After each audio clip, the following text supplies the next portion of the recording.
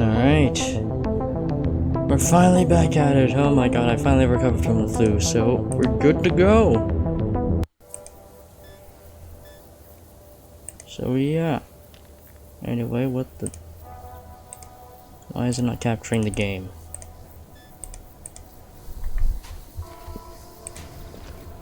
Okay, there we go. Now it's capturing the game. Okay. So. Oh my god, let us continue. Some necroids.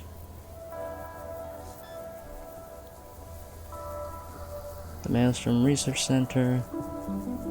Okay.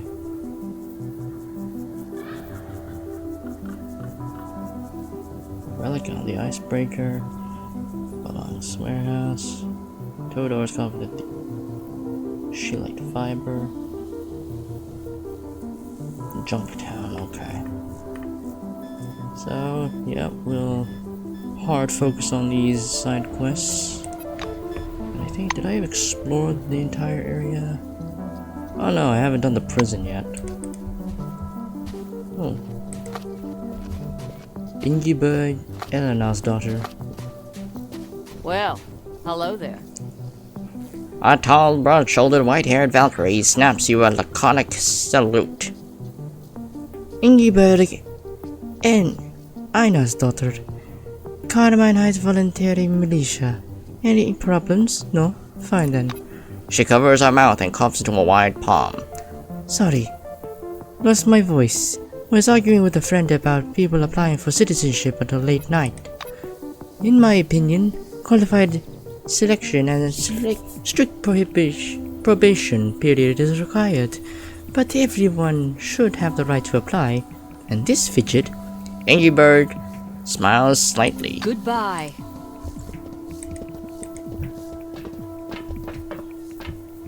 Yeah, oh, there's nobody in this prison. Okay. Pumping station. There's a farm, okay.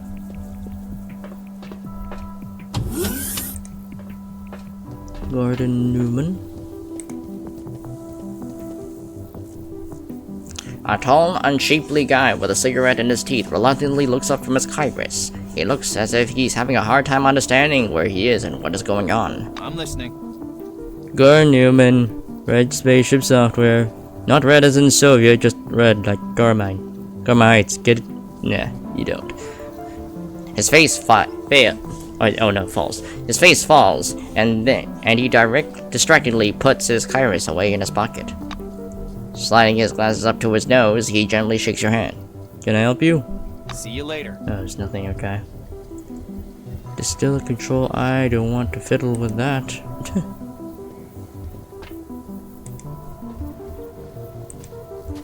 The farm entrance.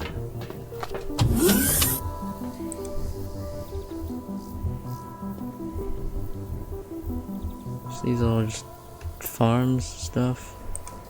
Hydroponic farm. Oh, I can get lettuce. Huh, nice. But I don't want to steal anything from them. The terminal is running on some kind of data recording program that controls the irrigation system. The status line is displaying Reservoirs insufficiently filled. Cannot perform morning watering cycle.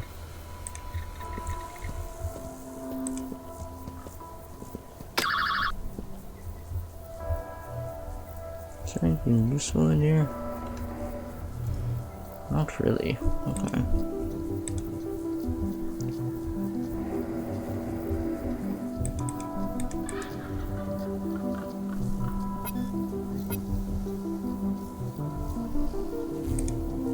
This is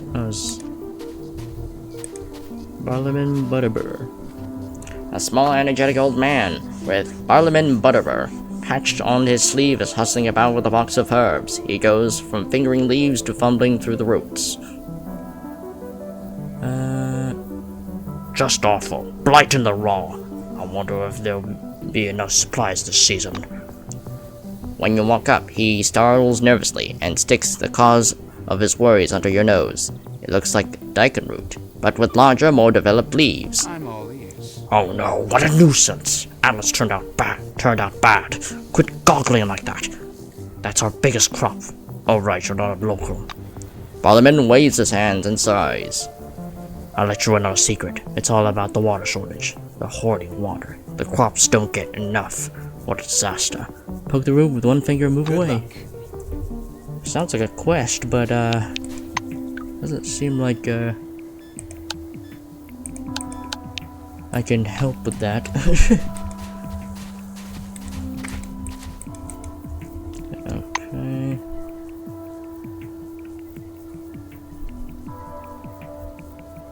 I guess I can go to the pharmacy. I don't think I've been to the pharmacy yet. Oh no, I have. I have been to the pharmacy. This is the residential room. Okay. Alright, I think we're okay on stuff. Hold on, let me double check. Okay, we seem to be alright on stuff. Do I want to give...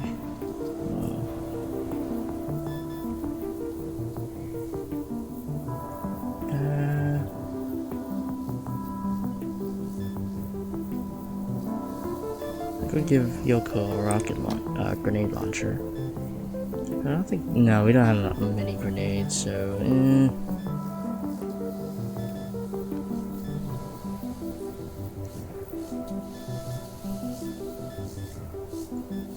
don't think I really need to use any yet, but...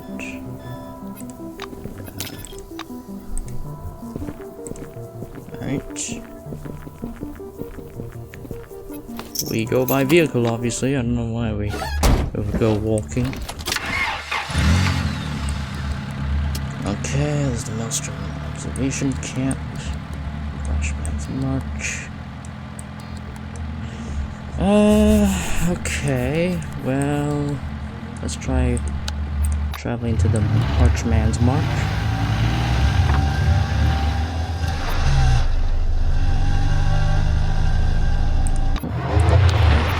Thing to explore. Abandoned hospital. Well, we could use whatever EXP we have to max out our specialist skills. Where the fuck do we go?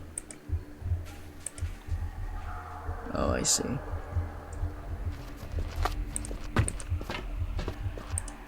Careful as we go up.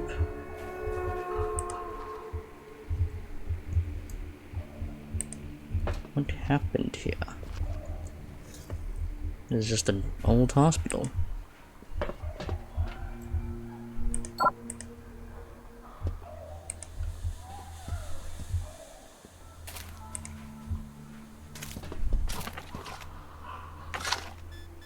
What? This is the whole relic here. Okay.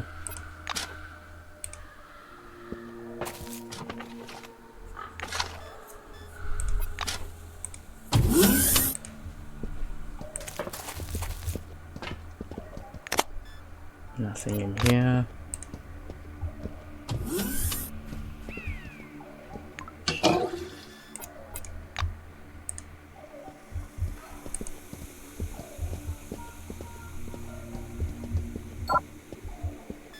Alright, Crump. Go, Oh damn, that's a really tough locker. Damn, why is that locker so tough to open?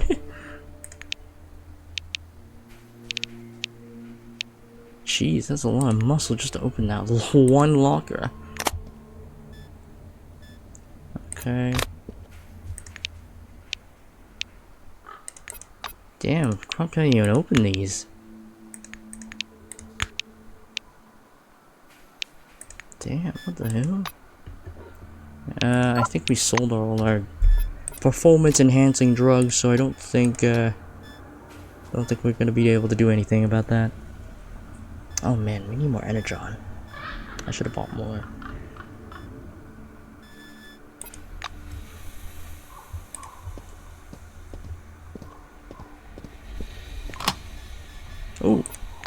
incapacitation. It's looking busted down, unfortunately. Do I have anything that can enhance his muscle? Hold on. I think this one increases his muscle, so you might be able to crack it open. No, it can't.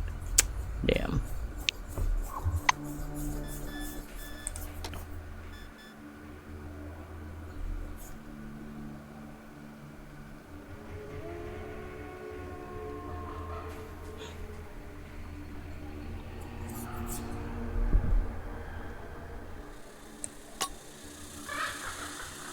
Actually, what would his muscle level be right now? Yeah, he'd be at 11 muscle, so like, what the hell? Okay.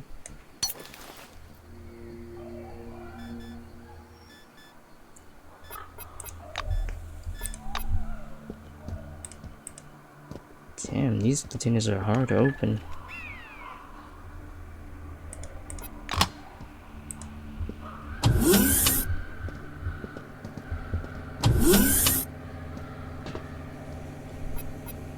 A slight, pleasant vibration comes from this massive apparatus. Large buttons of different colors are cool to the touch and smell of alcohol. On the manipulators, frozen in the air, there's a logo that red letters saying Medcom.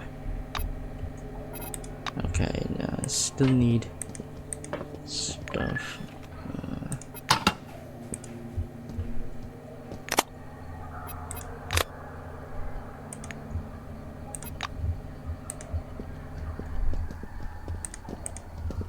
Oh, there's a person in there. A fop? Oh man, he does not look good.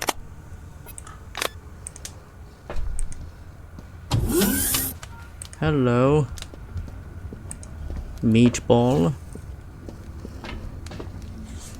A swollen, bloated creature is sitting beside a large fire in the middle of the ruined operating room. The creature is oozing brown slime. Staring into the fire, it mumbles softly. Get his attention? You whistle softly. The mountain of flesh, trembling like jelly, slowly turns towards you. The thing before you was a necroid, but an unusual specimen. It sways continuously from side to side, wriggling like a thick length of rope. The gauntlet and a twisted head moves as if there's no skull inside. Flabby skin clings to his swollen brain, and the face itself, sagging and wrinkled, hangs like a loose rag. The mutant puts his soft, wavering fingers to his eyes, then points at you. Meatball sees you. Ask if he remembers how he became like this. The giant Hulk snuffles. Memories are a construct of our personalities. This little man inside the head decides what we remember, so to speak. The little man decides, never the facts. The mutant rises to hover over the fire. Maelstrom dropped me right into the anomaly. I lay there. It hissed, and he was dying. Georgie Semenenko was dying. Yes, but I was born, so to speak, from the ruins of his former life. His eyes stir in their sunken sockets, and slowly swivel towards you. If you're interested in the technical, so to speak, aspect of the transformation, Georgie became Meatball before he died and began to rock. I replied, you've never met a talking necroid. Meatball slowly spreads his arms, his hands down, go with a strange squelching sound. Necroid is a form. Intelligence, ability to speak, is a matter of content. Meatball will put it this way. The average necroid is, you would say, a walking corpse. Well, that's why there are bones all around him. The necroid's arms bends like a rubber hose. because someone took my bones, my precious foundation, so to speak. In a philosophical sense, deprivation pushed me towards progress. The anomaly grew muscles in me, strong enough to abandon the bones that had become my prison. Yet we, the sentient beings, so to speak, are gifted with complex emotions. I am attached to my corpse, my bones. Someone took them. Meatball thinks that life is a perpetual unending search. To me, at least, the purpose of my search is clear. Alas, among all these bones, mine were never found. A thick sigh burns from his chest like the hiss of a deflating tire. Tell him that was a fascinating story, but you have to go. Not so fast. The mountain of flesh moves nimbly towards you. The mutant rests his soft but very heavy hand on your shoulder. Meatball thinks you're here for a reason. What if you came to collect my bones? Maybe you already have my nature's bones, so to speak.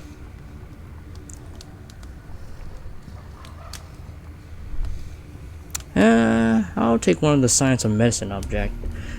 I would go with medicine because that's Hayden's specialty. Object, if that was true, his bone marrow would have rejected your flesh and organs long ago. State this as a medical doctor. The Necroid looks up at the ceiling, pondering your words. Before he became Meatball, Georgie was a soldier. He didn't know much about medicine.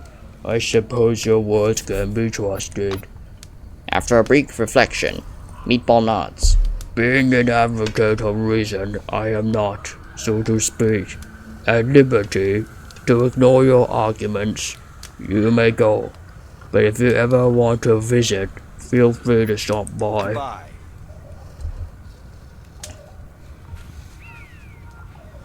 Okay, that's his stuff, okay.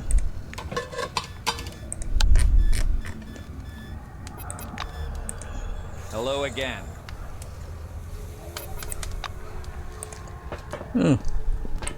Fascinating.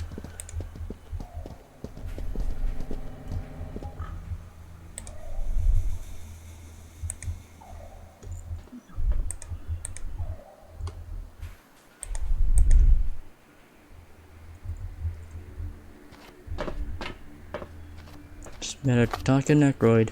Okay.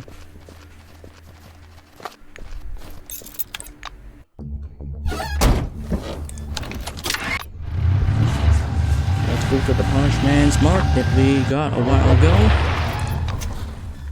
Approaching the place of the coordinates of which were coded into your Kairos, you slow down, looking for signs of a possible ambush, and only after making sure that everything is clear, stop the car.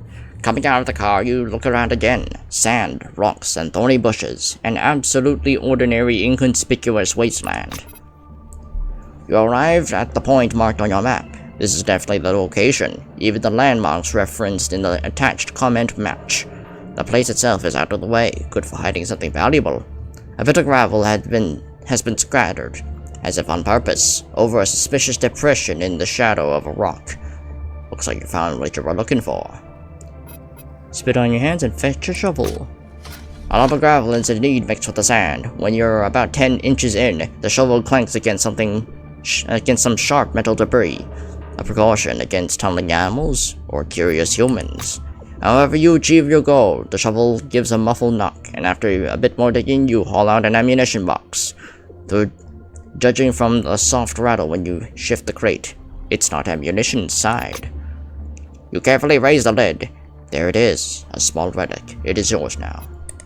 Huh, sweet. What's the relic? Ammo box relic. Give it a little scan.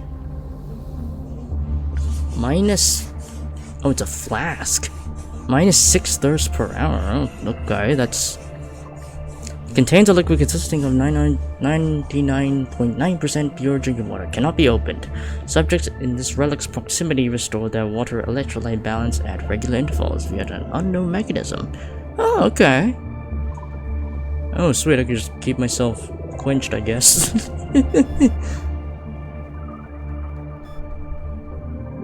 Okay. Huh.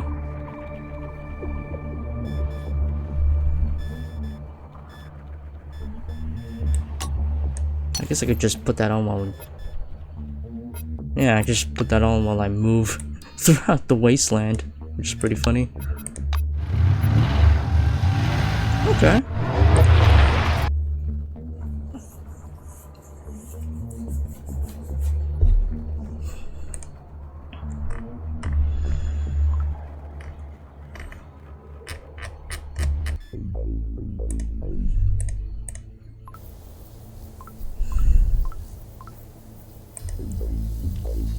Alright, Phalanx base.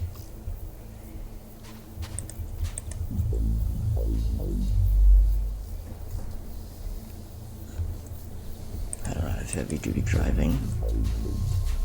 Hello, Goodman Rusk. An unusually cultured looking Phalanx man watches you through the smoked glass of his visor. That's gonna be light serving in this part of the dome. He lifts his helmet visor. Well, as a former white, I can tell you it's kinda boring here. Almost everything's been studied or explored. But in the south, there's a real terra incognita.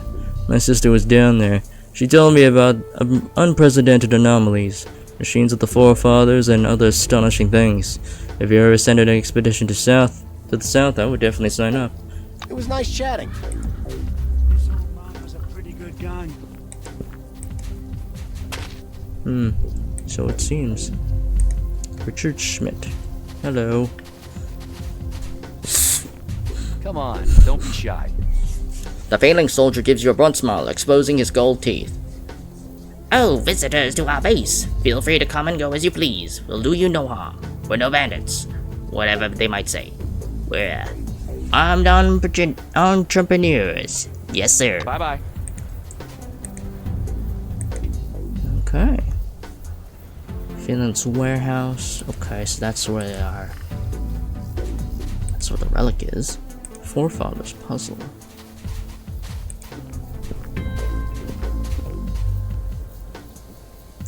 None of the dashboard lights are on, but it looks like the car doesn't have a battery. Insert the battery. You open the battery compartment in the driver's seat and insert the battery. The dashboard lights are blinking. Alright, press the start button. Ooh, nice. What is this? Oh no, I should probably pull up a map. Wait, are they with me? Where the fuck did they go? Where are my companions?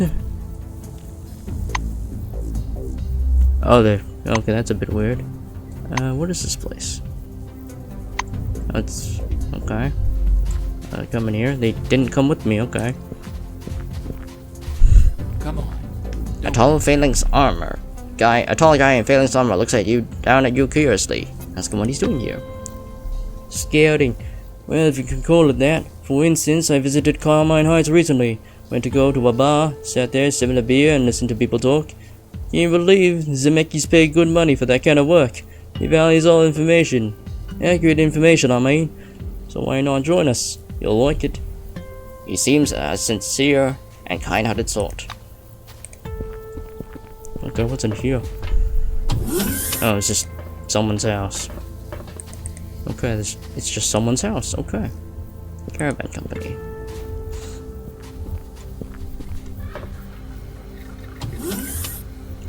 Is there anyone in here?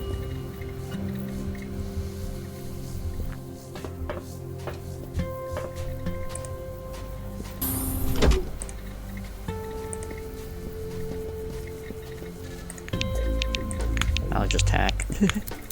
Nah, I'd hack. Alright. White Line's Caravan Company. Alright. Schedule. The screen blinks and then a huge table appears on it with a list of all caravan routes. You're studying it for quite a while. Okay. Oh damn, that's a really high score. Yeah, nah, I'm not gonna be able to achieve that.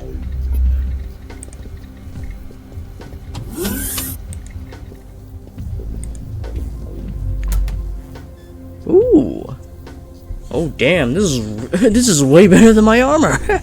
Oh, holy shit. Damn. Well, that's a good find. Damn, Phalanx got some good shit. Oh, I leveled up from that. Sweet. I leveled up from looking through people's shit. Alright. Sweet. Okay, I already maxed out my psionics, so I'm pretty good. I don't think I'm gonna level up anything else here. Okay. Now, what am I maxing out again? Oh, medicine, right.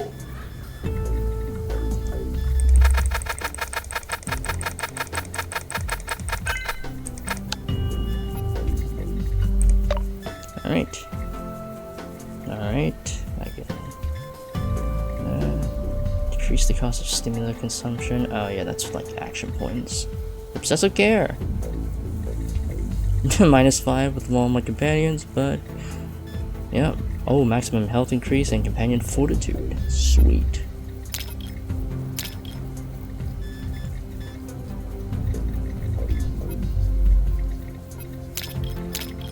Yeah, they got more health now.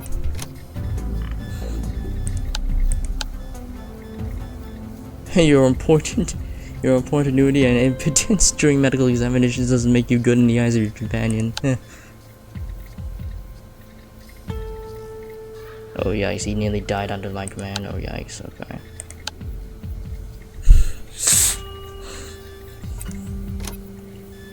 Alright, and perks. Okay. What do we got here? Attack reroll. Well, the TM's not looking. Okay. All as planned. Oh wow. Okay, high critical hit chance. I mean, that's not gonna matter to me because I have a perk that basically makes my attack power shit, so it's not really gonna matter that much. Certificate cover. Heavy-handed. As long as you have any negative effects. Okay. Well, that's actually pretty good to have. First rounds combat. Second wind. Yeah, but that increases my fatigue. Battle meditation. Plus, yeah. Avenger. Opportunist. Suspicious fury. Subconscious fury. Okay. Invigorating television. I mean, I don't use guns as Hayden. I'm mainly just stuck to using. Well, I mean, I use a flamethrower, but I don't use it that much. I only use my cycle of distracting presence, defense roll. Okay, that's just overall good. Happy coincidences. I get a bonus to evasion. Okay. Brace for impact. Evil eye. Really glance. Okay, I can just give them the stink eye and lower their fortitude and resistance. Okay. Heavy sleeper, extra proprietor. More in good health. That just gives me more health. Health, ballistic contribution. I'm not a loner. Creature of the night. Healing factor. Okay, the influence, no. Gives me more health. Damn. Not bad. Not bad stuff for me to get. I could get second wind, but that would give me quite a lot of fatigue, which I don't want. I can deal with cooldowns. I mean, I guess I can use it as an emergency break glass scenario, but I could go with distracting presence. What's my...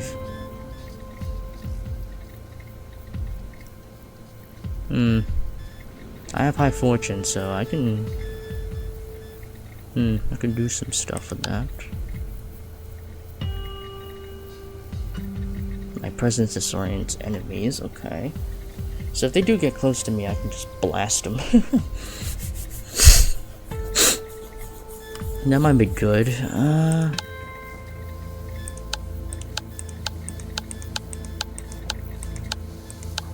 I think... yeah, I'll just go with distracting presence. Or I could go with...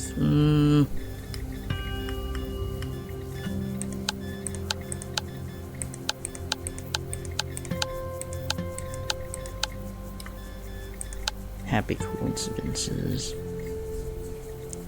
Could get bonus evasion, that could work, but...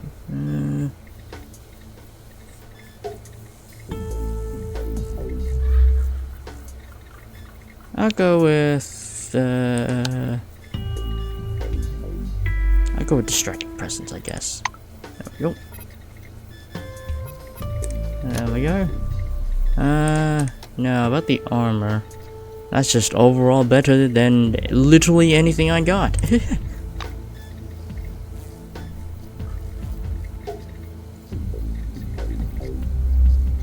Jesus fucking Christ, that's pretty good. Hell, Crump could use that. Actually, you know what? I could just wear it as Hayden, to be honest. Because, yeah, it's just overall better than what I got. I mean, it'll look weird with my pants, but yeah, I'll get over it.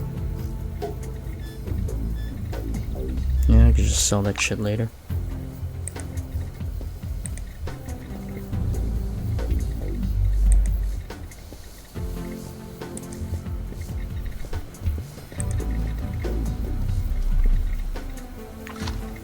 Ooh, money.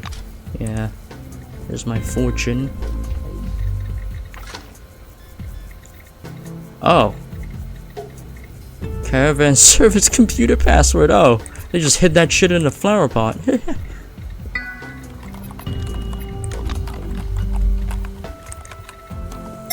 Oh, no, I don't want to go outside.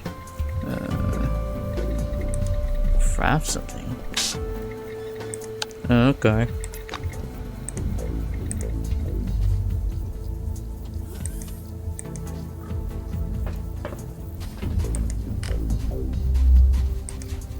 What do you have in here?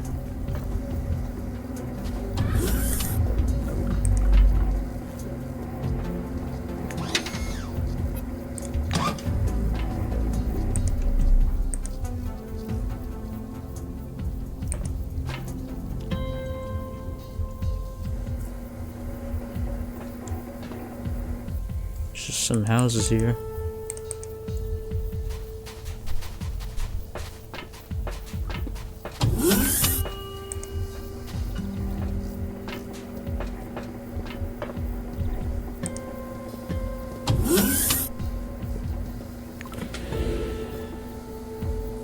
Hyena shish kebab, okay.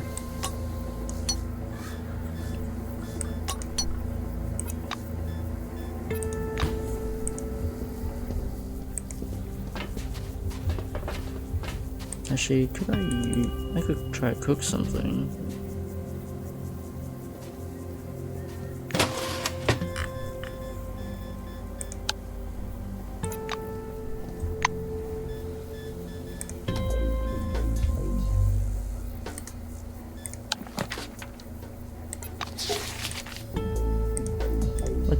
Oh, that's just okay.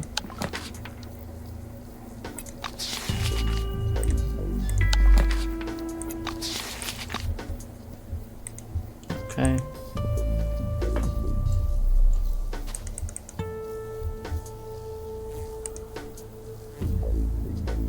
Ah, the Zemeckis residence.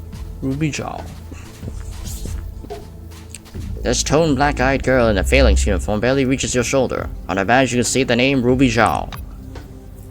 Her face seems to be illuminated by a cold, forced, and somewhat threatening smile. Without her taking her eyes off you, Ruby steps aside a little, as if inviting you to enter the house. Okay, this is Zemeki residence. Let's take a look at the map. Okay, so we're all the way there. And Phalanx warehouse. Oh, okay, so... Okay, we can go into the Zemeki residence, I guess. If anyone's in here.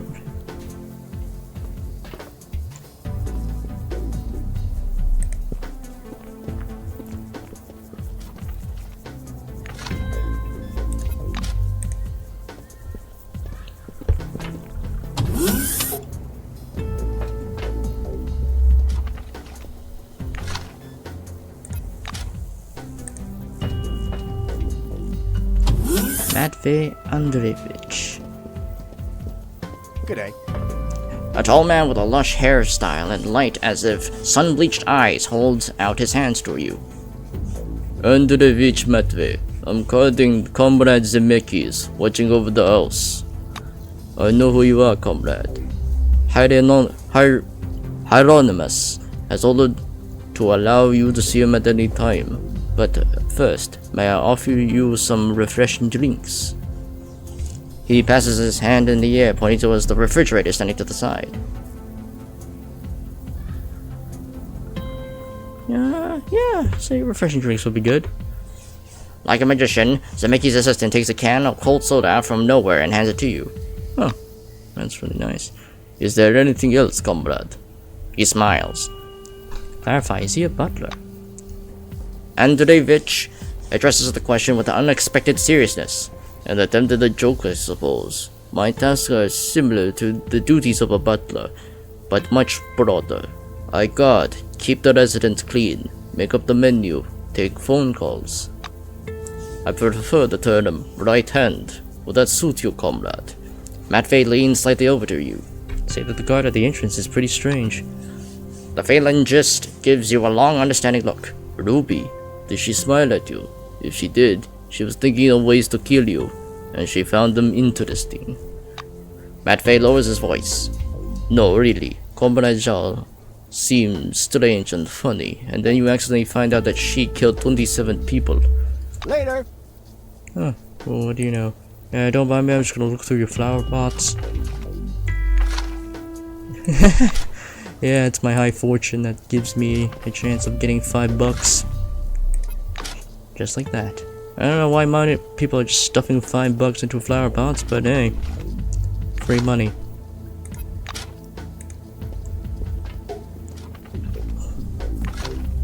What the fuck is that? There's just a whole ass relic in here. What is this? Okay, there's just a whole ass relic in here.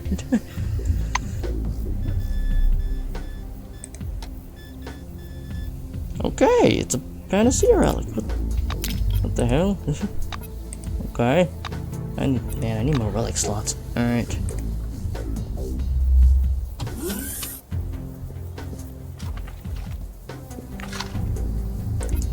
Seriously, who stuffed a whole ass relic in a flower pot?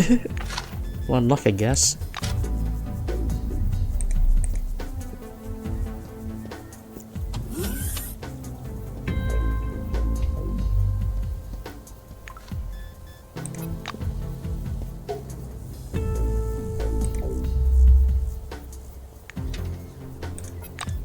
Oops.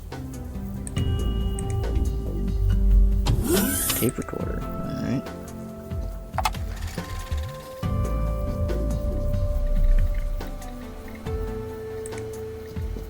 Quantum filing terminal.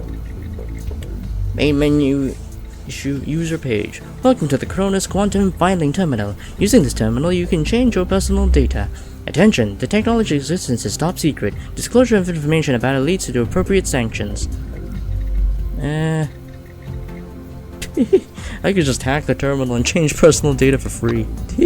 As soon as you enter edit, the computer gives you access to the multi-world database.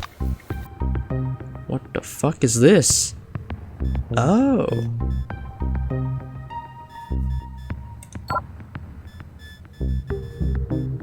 Oh, I see. This just customizes your appearance.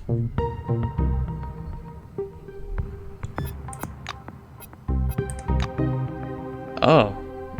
So this just changes your appearance, okay.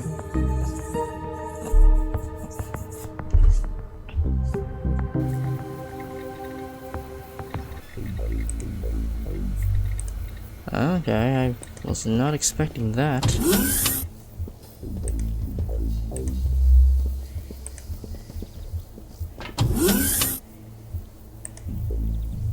Hieronymus. A short man in a military jacket looks at you with keen and curious eyes. Hands behind his back, he takes your measure from head to foot. He offers you a small, plump hand. Hieronymus Zemeckis. My employees call me Papa. I already know who you are. To what do I owe the pleasure? Tell me you need an all-terrain heavy vehicle for the expedition. It looks like Zemeckis is taking close note of your every word. The expedition's destination is a mountain range in the center of the dome, right? And the vehicle must be powerful enough to deliver a lot of large equipment, I suppose. Curious. Yes. He imitates a spinning wheel with his fingers. If the vehicle you need can only be found in the Phalanx, then it must be one of our famous trucks. See? I know already what you need. There is something else I'd like to know, however. One can never have too much information, my friend. I propose a simple and profitable exchange. Okay. You give me information, I give you trucks.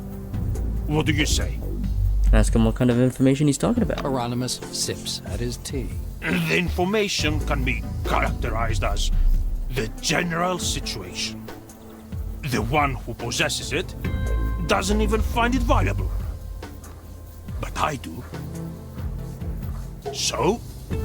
Tell me you're ready to procure the information he's asking for. Zemeckis sets his cup aside. Wonderful. Mr. Christ, did you hear that? Our friend is ready to help us, himself, and the entire dome. We're hating to Quite female, but smart. okay. He looks you in the eye. My first request is simple, but listen carefully, please. Go to Carmine Heights and survey as many of the locals as you can. I want to know their opinions about me participating in the upcoming elections in the settlement. Don't ask leading questions. Let the people speak their minds. When you are done with the survey, come straight back. Oh, that's it? I shall humbly await your return. Okay. Hieronymus takes a sip from his cup and shuts his eyes, pleased. Oh, no, wait. The Phalanx leader loudly raps his teaspoon on the rim of his cup to attract your attention. Oh. He produces a contract with a blue stamp. Mr. Leonard Peterson, you have many useful talents. I hope you will choose to stay with us. Leonard Peterson. The orange shakes his heavy head. Thank you. Oh, You've got a good team with this. he knows person. Crump. He pats you on the back. Oh, he knows Crump. Zemeckis spreads his hands to show he's not at all offended by the refusal. As you wish. Well, I won't delay you further. You know him? Oh, I didn't know you knew the Zemeckis. The bruiser quizzically sticks out his chin. The bruiser looks at you questioningly. Some interest flashes in Crump's gaze. I've seen they are strong, and they're cramped here. Fuck knows what to expect from them. Maybe they'll even start a war. He says, after a pause. Inquire about Crump's relationship with the church. The brute squints his eyes. For sectarian schmucks that they are, they live too well. I think I already asked you Not about as stuff simple as they look. about them, but... An expression of sympathy appears on the orange's face. I've seen psychos. You know, it's not their fault that their brains got fried up. The bruiser scratches his cheekbone. The new committee is the opposite. No order at all. What they live off is unclear, but I wouldn't want that kind of freedom. Your companion smiles slightly. Not in... okay.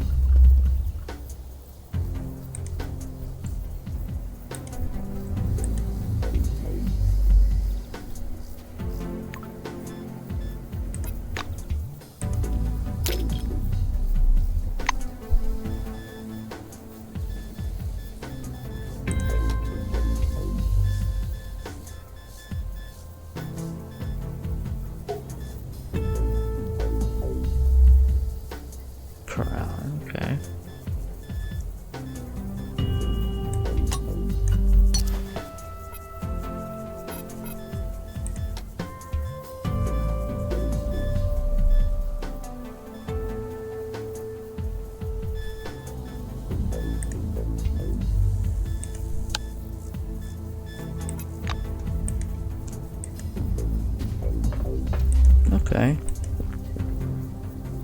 Well, let's go to the other side.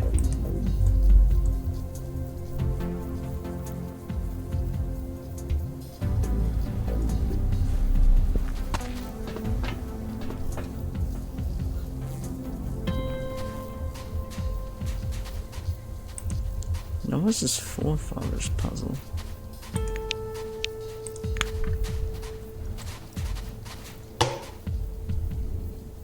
What?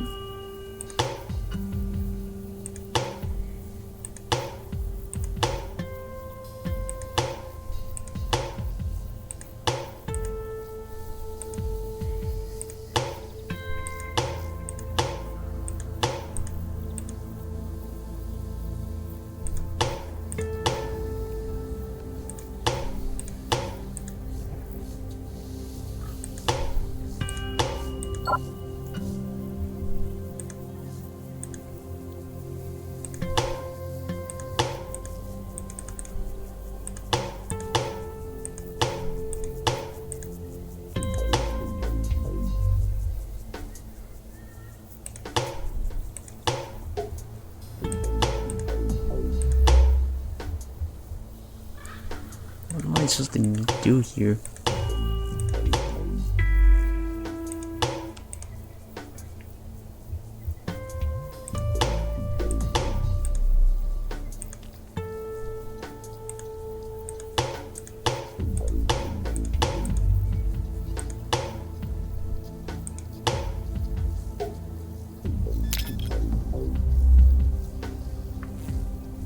Okay.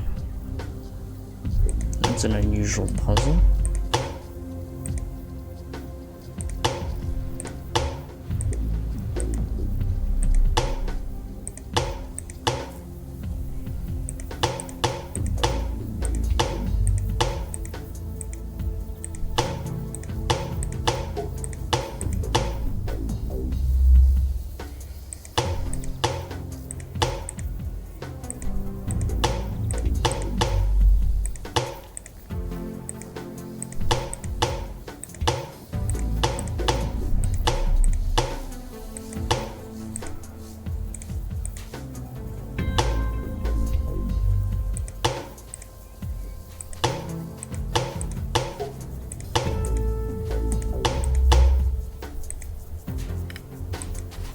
What?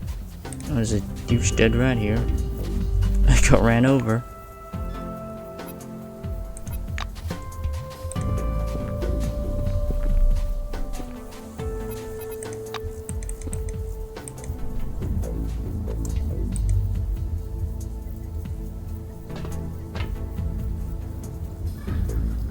Okay, these must be guard watchtowers.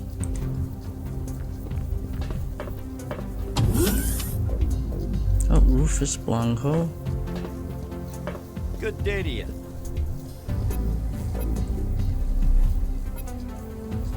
The vibrant young white, Rufus Blanco, according to his badge, smiles widely. If you're here to exchange research points according to the new committee's program, I'm your man. Ask him what it has to do with the new committee if you're on Phalanx territory. His smile grows sly. Well, here's the thing. Officially, we're participating in the Neocom program, but we enter the information in our own database first. Only then do we sell it on to the committee. Okay. Forefathers points. Oh, you don't sell any energon.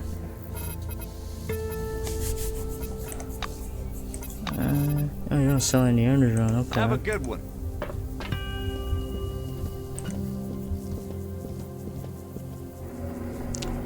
A little old lady dressed in an orange jumpsuit and an oversized broad-brimmed hat is sitting on the broken armchair, eagerly rubbing her wrinkly foot on with a pumice. The badge was torn from her suit a long time ago. Now it hangs from her neck on a red ribbon. It reads, Ubon Sawan. Greetings. She squints so hard her eyes disappear entirely. Drink, food, hangover. I got everything here. Just ask. And why she asked about a hangover? Special Thai remedy. The orange takes a jar of muddy red liquid from her pocket and shakes it in front of your face. She puts the jar away again.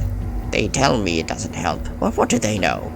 But you don't eat it, I can tell. Your face looks fresh.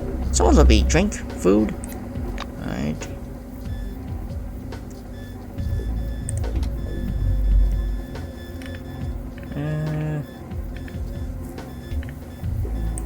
I could sell this.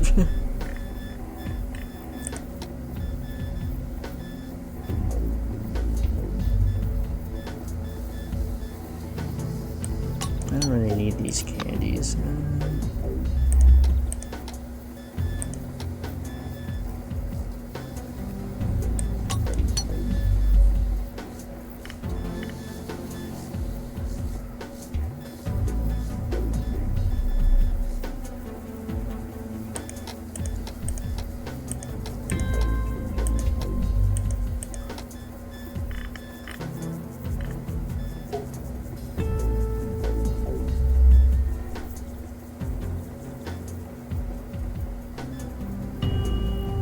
This one's active, but it gives you less muscle.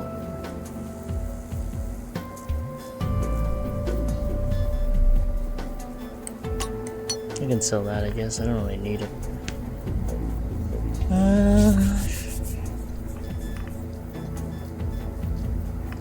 This one just gives you +1 fortune. Kind of situational. I don't need these boots.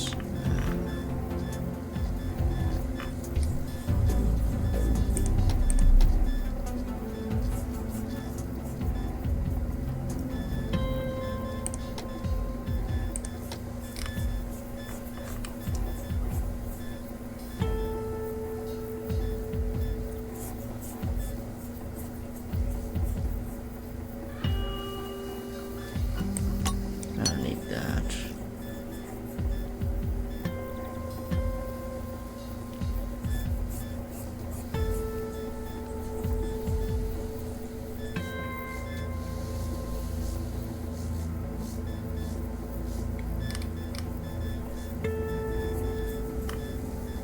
I don't really need the shear blades for anything.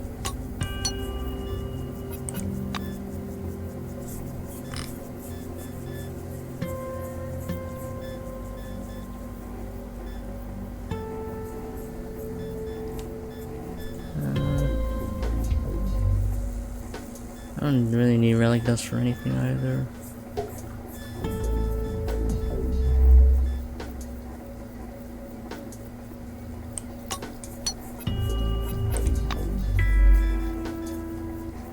Hey! Hey Yukito, what's going on? How's Black Wolves? Okay.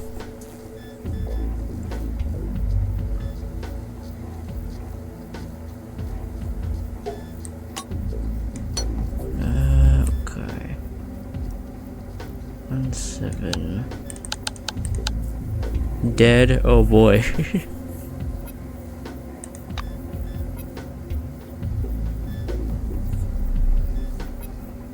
Why, did you have some tiring work?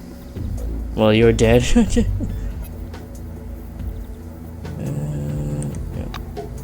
That's a lot of weight taken off me. And I got more money. Valentina. Oh, what? Valentina's dead? Well, given her pre-existing ailments, I wouldn't be surprised if she ended up dying. But goddamn, okay. She's actually dead. How did she die?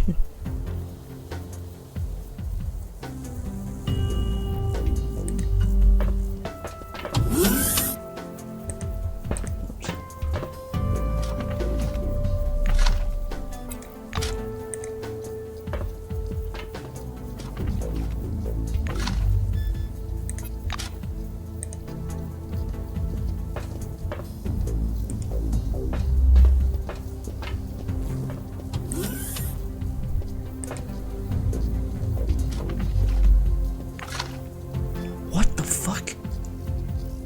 There's just a whole ass relic in here. Okay. Seriously, what is with people and stuffing relics into random flower pots? Okay,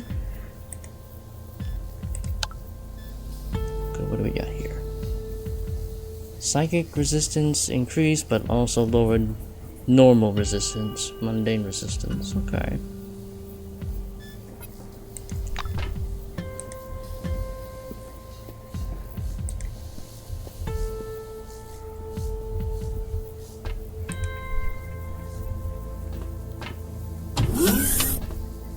The ventilation shaft here.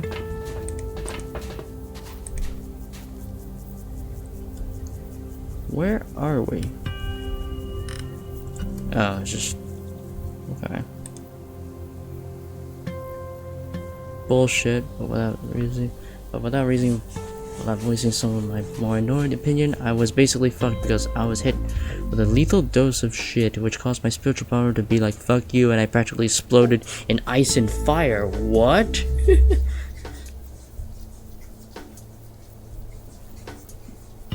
Wait, what? So wait, what? Did Valentina get spiked with some sort of potion that caused her spiritual gland to explode on her?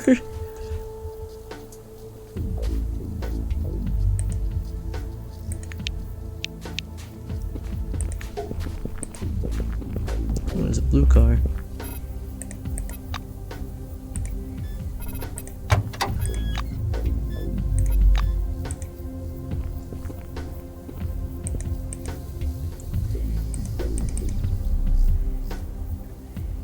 Where's the entrance? Trading house.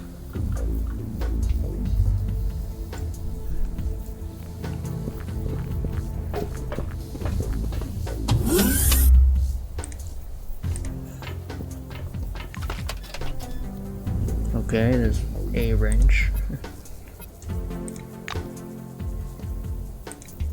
Barbara Kamau. You see a tall, dark-skinned woman with sculpted muscles. She's not wearing a jacket. A badge reading Barbara Kamau is attached directly to her t-shirt, which strains mighty to contain a powerful bosom. She gives a sleeping guard a shove. Jaeger, get up. Come on, we got a client. How can I help? I'm Barbara, and this is Jaeger. And the fella behind the counter is Big Phil. He'll answer your questions and sell goods while we ensure the security of the transaction. Welcome. These words come out and raises a huge rifle and rests on her shoulders. Thank you for the information and move away.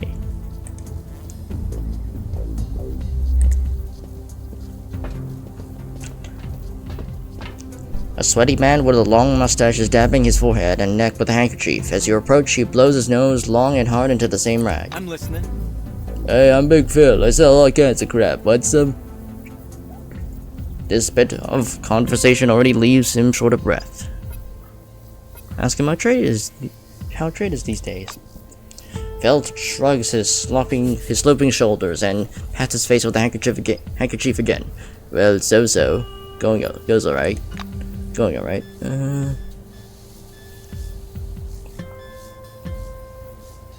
Oh, your spiritual power is temperature manipulation. My condition has already been made by spiritual power, kind of a leaky faucet, so I release spiritual energy against my will.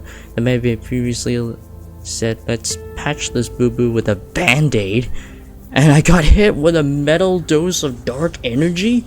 Oh, so I went full panic mode and everything hurt. And their body gave out practically would be in the explanation. Oh. Yikes. That doesn't sound good at all.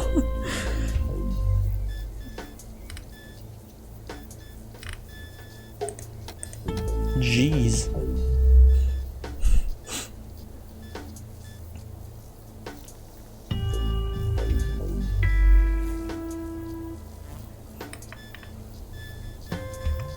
There's just no canisters.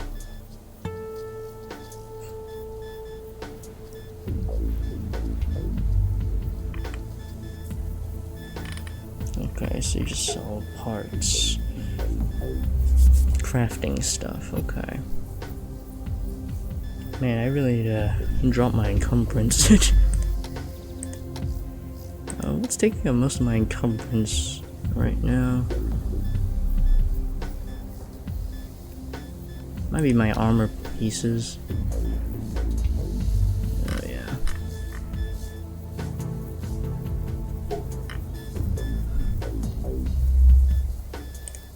Could be weapons. Probably weapons.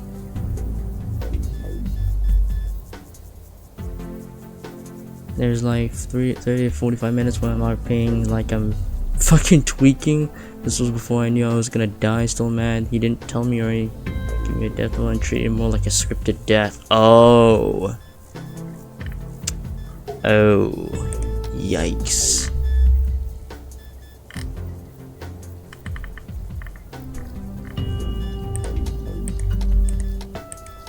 So wait, he just made it out to look like it wasn't a big deal, but then just ended up being a big deal and just made your body go kablooey? Yikes.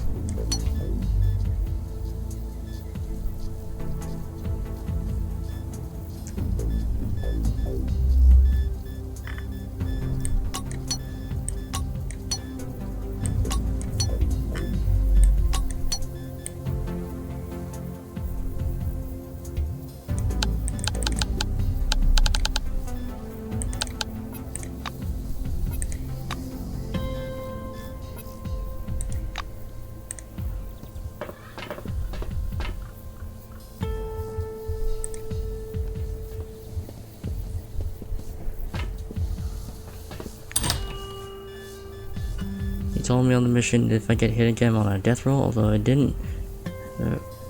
What?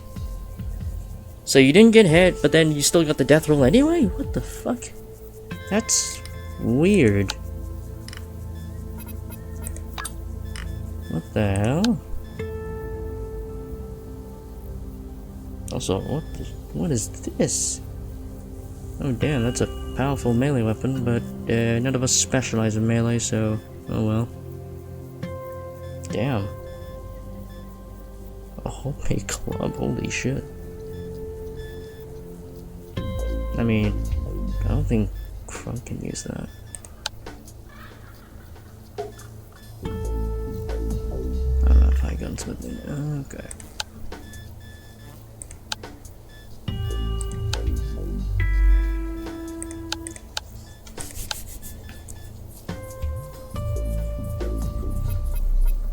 Handgun cartridge.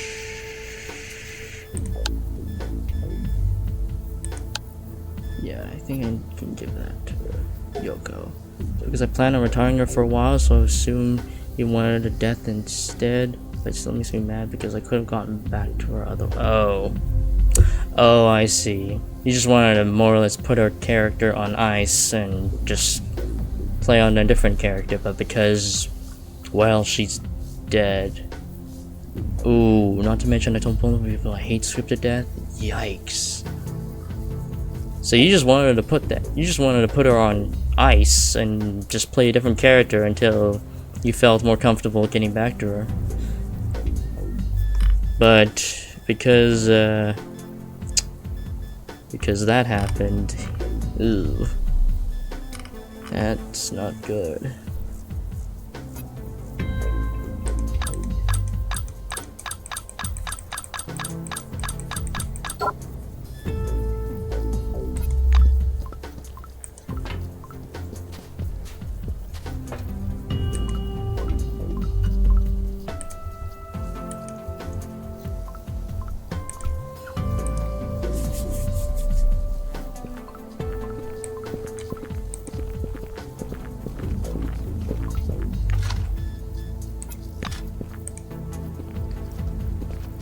Yikes, that's pretty much...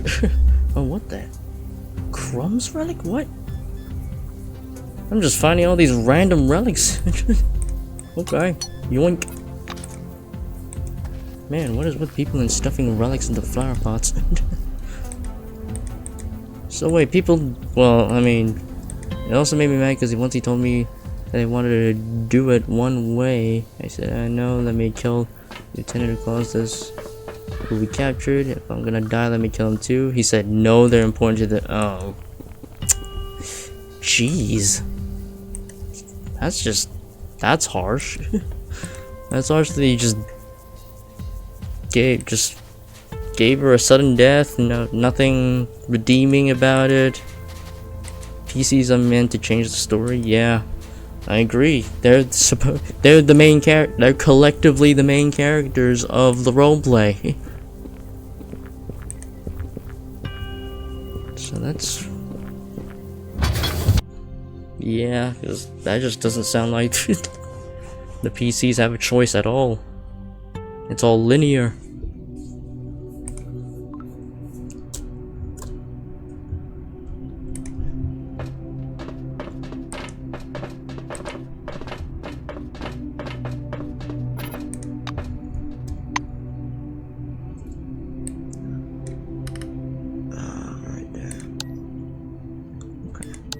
I made it good enough to be emotional for some at least. I'm glad some people were able to have good experience even if I didn't.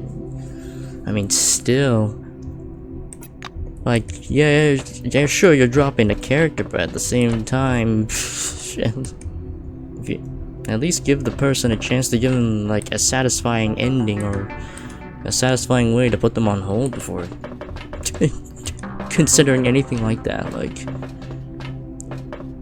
I don't think it would even be that hard to set up an ending like that.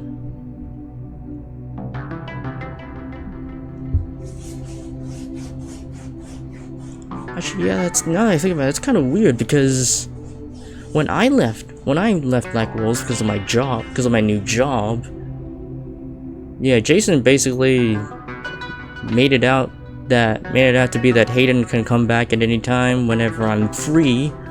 So essentially allowing me to put my character on ice until, well, should I be ready to come back to the roleplay with the time, well, should I have the available time. So it's kind of weird that he wouldn't do the same for your character then, if you just wanted to just put them on ice and just try out a different character for variety's sake.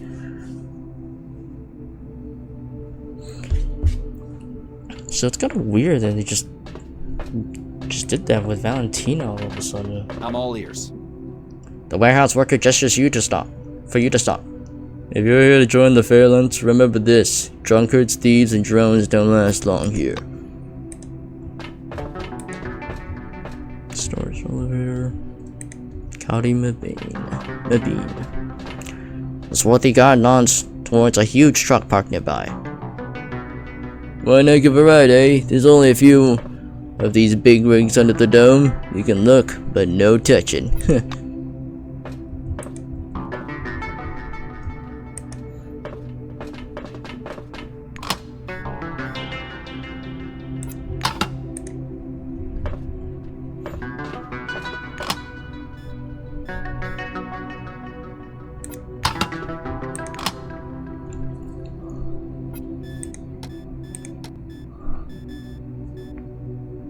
I really need to sort my inventory out because, man, I have a lot of carry weight.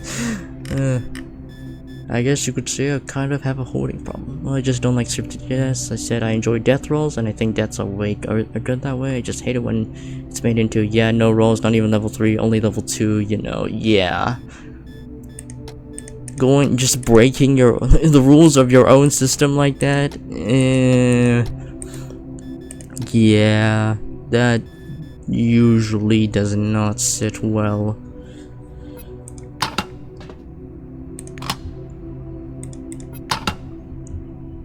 Because otherwise, why even bother having the system in the first place if you're just gonna end up cutting corners like that?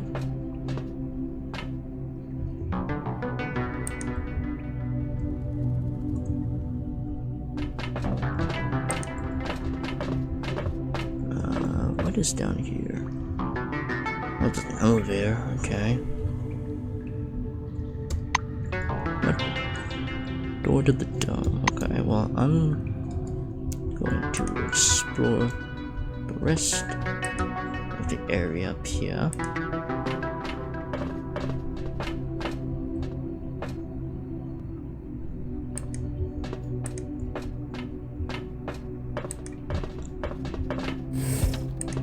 Dan Protz. The Phalanx man is absorbed in scribbling something in his notebook.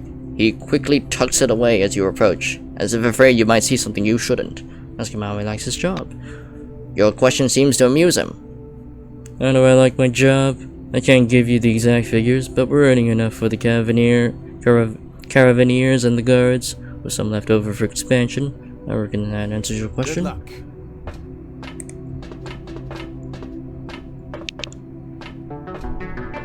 On the stream, you can kind of see me getting peer pressure, which is a big weakness I had. And Conrich also got mad. Oh my god. Jeez, yeah, I also hate getting peer pressured like that too, because I mean, over time I grew more resilient towards peer pressure, but yeah, I don't like the fact that peer pressure can be weaponized against you like that. It's really dumb.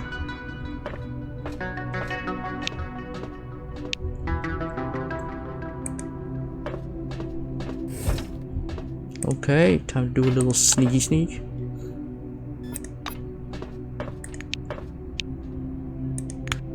Oh, the safe is just...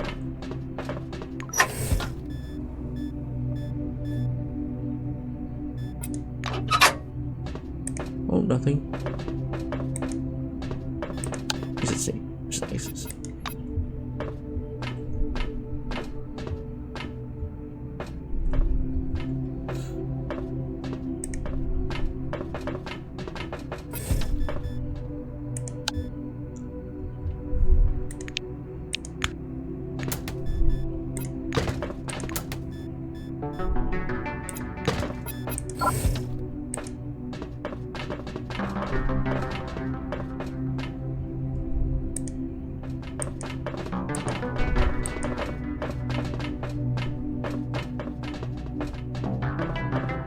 There are 3 people around me, all higher rank, and I don't know.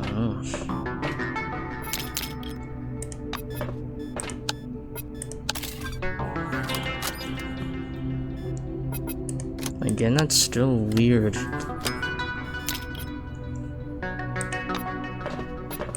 So wait, did only Conrich speak up about it? Did anyone else complain about it?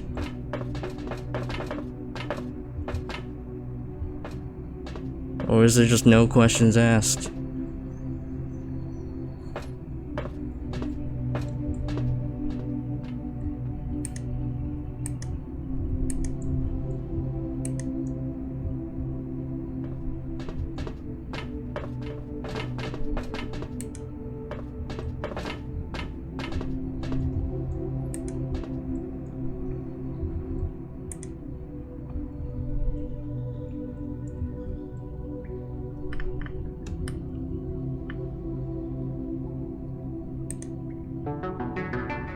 He was mad, he gave out false illusion. Oh, yeah.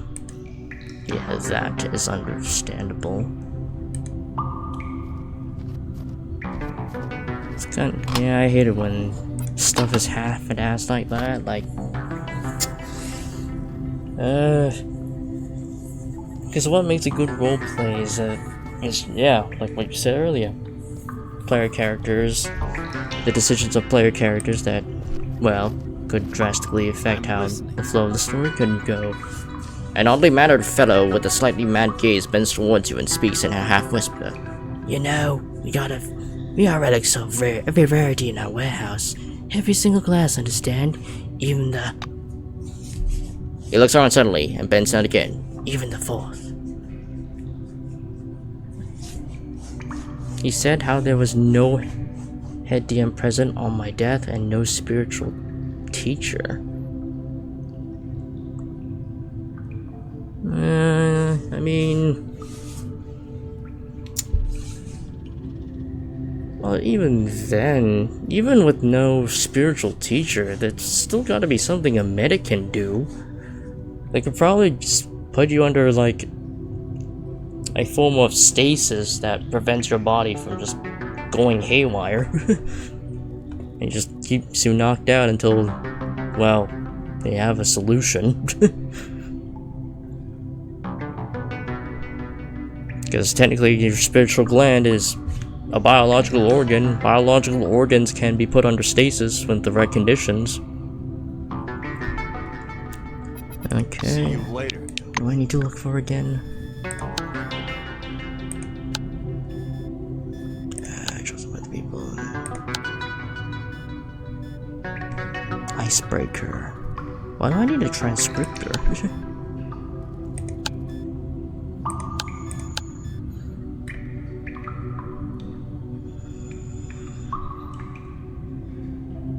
don't know what a transcriptor is. Do I need that for the story? Okay. Yes? Say that you're interested in relics, you need an icebreaker. Oh, it's only 600? Oh. That's actually not that bad. The strange guy chuckles softly and looks around nervously. An icebreaker, huh? Let's just say I'll try to get it, but I can't guarantee anything. Maybe everything will fail. I'm gonna need money to grease the palm, you know? You got 600? Yeah, there was a lot of stupid stuff, and it's not just like a kerfuffle. I'm not happy about. However, it happened, so I'm stuck with it, you know. So, are you just gonna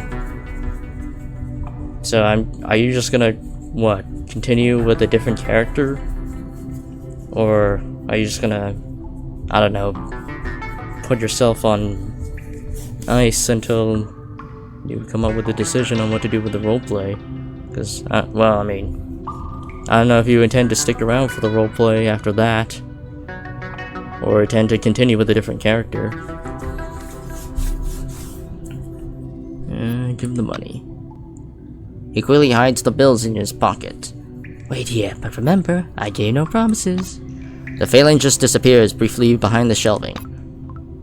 After a few minutes later, he comes back to you and hands you some kind of Wolf's device. Lucky you. Here's your icebreaker. Good luck. Okay. Get that a little scanny scan. Aha! Excellent. Alright, it's legit. Alright. Alright, good thing I have a scanner on me to identify the authenticity of this artifact. Alright.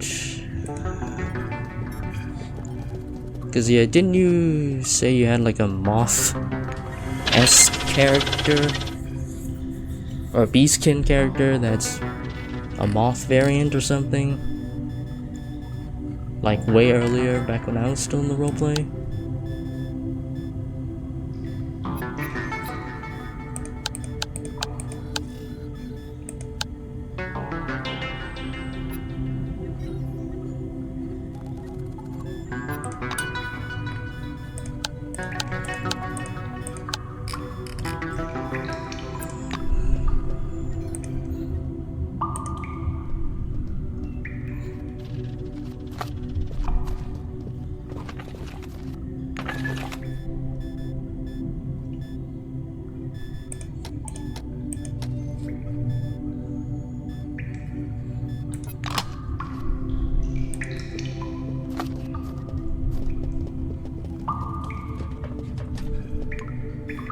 Ooh, Energon, I need that.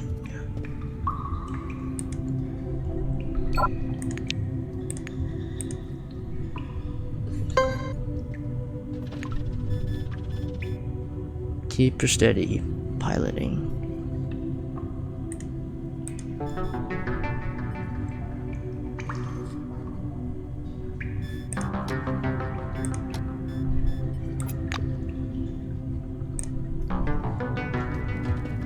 Oh, a relic case. I'm gonna take a small break, but ensure there are some people who may be mad. Oh, some that I thought listened to me a bit better. Oh, okay, yeah, fair enough.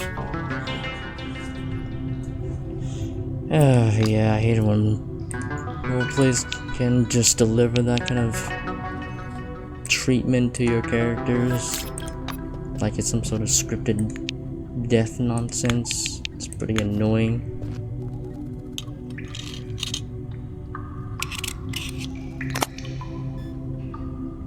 Oh, it's an inactive one. Okay.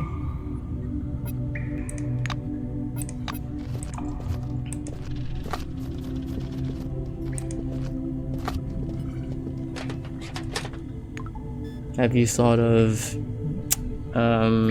well, I need to model a backup character if I do, and it's a lot of work, so if I get a personal motivation, maybe, you know, yeah. So...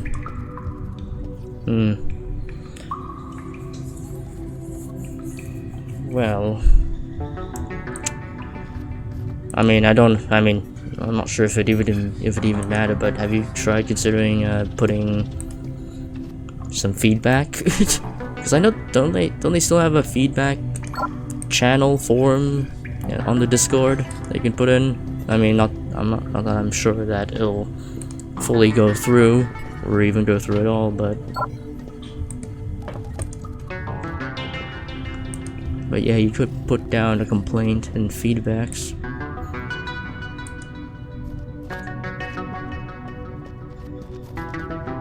Hi there. A short, athletic phalanx man gives you an approving smile. Hey, I see you admiring our wheels. Beautiful, aren't they? Want to put in a few extra shifts? And I have my own car. See ya. We already have our own car. Oh. Ben Steinman. Miss Nguyen, where should I put the... I'm listening.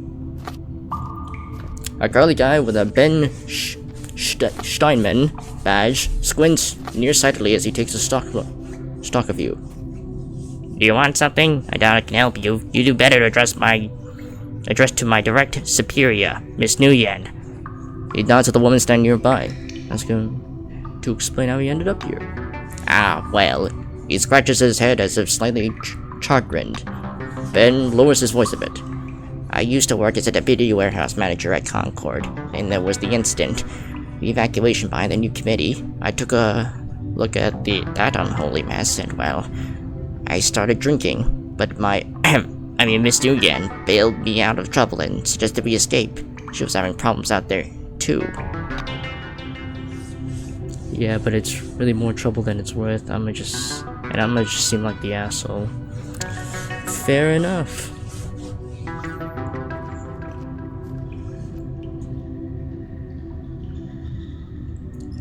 Well, I know in terms of, well, VR roleplay on my situation, on my end, well, I was recently invited to Neon Divide Alternative. Not the official Neon Divide, just to be clear, but the Neon Divide Alternative, which is the fan roleplay that has developed its own community and got permission from the official developers of Neon Divide to have their alternative running, so long as everything is explicitly stated that it's a Neon Divide alternative roleplay.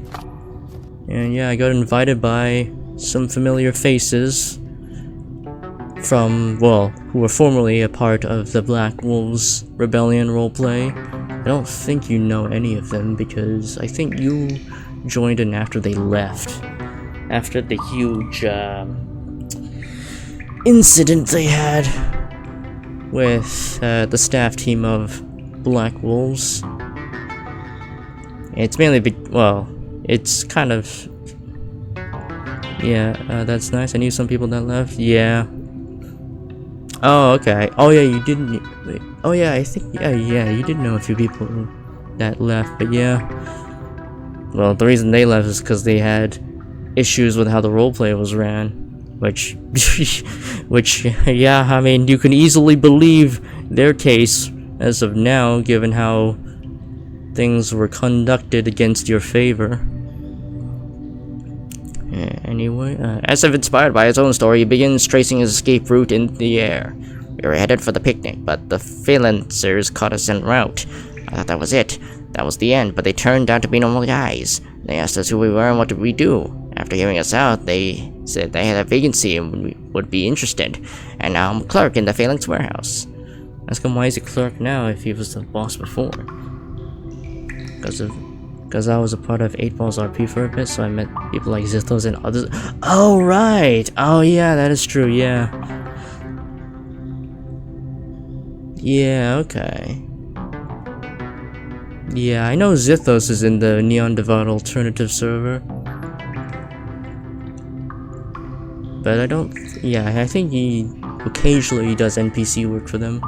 But yeah, I still... Well, I did manage to go into one session as an NPC, but I unfortunately barely could do anything because, funnily enough, I did get my first VR headset, and I tried entering the roleplay with my VR headset, but then it was extremely laggy because of how many players were in the session, so I had to do a bunch of tweaking on stream just to try and make things more bearable for me and try to lower the latency and lag for me. But yeah, it was hard for me to do anything, so I had to end the stream after quite some time and look up a bunch of YouTube videos and try to adjust my settings for VR.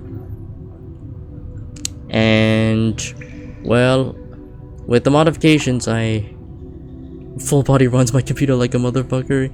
Yeah, for me, I'm just using my regular headset. I'm just using a regular headset. I'm not using any full body tracking.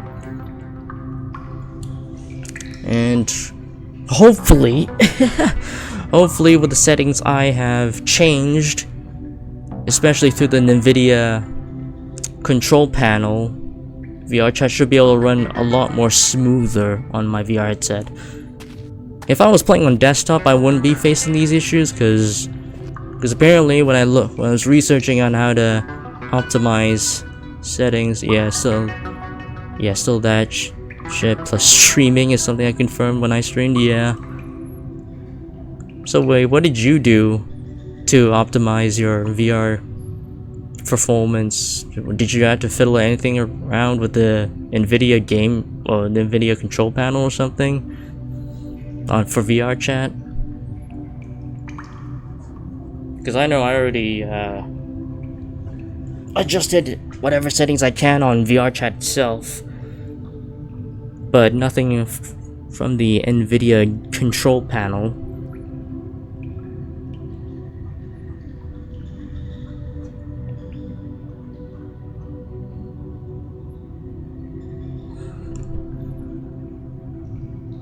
He screws up his face. Honestly, it's because of my alcohol problem. We were celebrating the new job. I went a little overboard. I got demoted just until I can prove I'm reliable. Wish him luck and move away. See you later.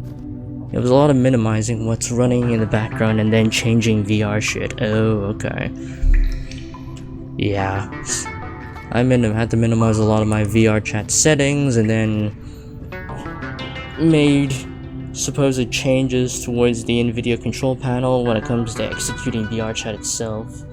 Because apparently, through watching a bunch of YouTube videos, that the reason why VR chat is so laggy when you're using a headset is because playing VR chat with a headset is the equivalent of running the game 3 times on one computer, because apparently it's running a separate program for your computer to see on your computer screen, and then one for your left eye and then the other for your right eye.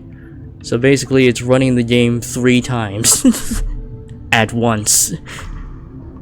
And if you're playing on like a MetaQuest, it can minimize that because the headset itself already has VR chat available to play without the need of connecting to your computer. But of course you would want to connect it to your computer, because otherwise you won't be able to see most avatars, or even just play in most maps that are available in PC VR. I don't like you. May Nguyen, according to her badge, gives you an unfriendly look. What were you and Benny whispering about? Tell her that you and Benny are in love and discussing your wedding. Tell her Benny's story about ending up at the Phalanx warehouse as a junior clerk. Yeah, then add another thing, because another program is running for the full body tracking plus the 8 trackers. Oh yeah. Actually, now that I think about it, I don't think I ever saw you use full body tracking when I was in the roleplay. Did you get that recently, or did I just miss out on it before and wasn't paying attention when I was in the roleplay? Because I actually never saw you use full body tracking when I was in the roleplay. Her O is slow and triumphant. She glances quizzically at Steinman. Oh, you got it after I left. Ah, okay. Well, he loves to work with his tongue, just not in the places it belongs. I'll speak to him later at home. He must have told you that he was demoted because of booze, but that's only half the truth. Then he still acts like he's working for the committee. Tags, low capacity, clear aisles for safety, and so on. That doesn't cut it here. When the trucks arrive, the goods need to lift. I'm savvy about shit like that. May sticks out her chest with pride. Yes, you get out now. Robert Lopez. Shortly after. G'day. Okay. Oh wow, so you got him shortly. Wow, right after I left. Huh. The Phalanx soldier circles the room with his hand, then pauses before bombastically declaring, "Those who consider us an ordinary gang have never seen our trading terminal and warehouses. Tell that to the committee. They should know." Bye.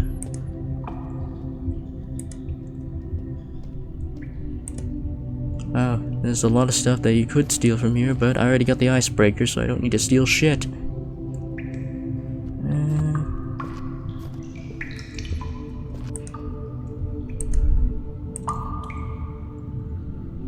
Guess that's more or less it.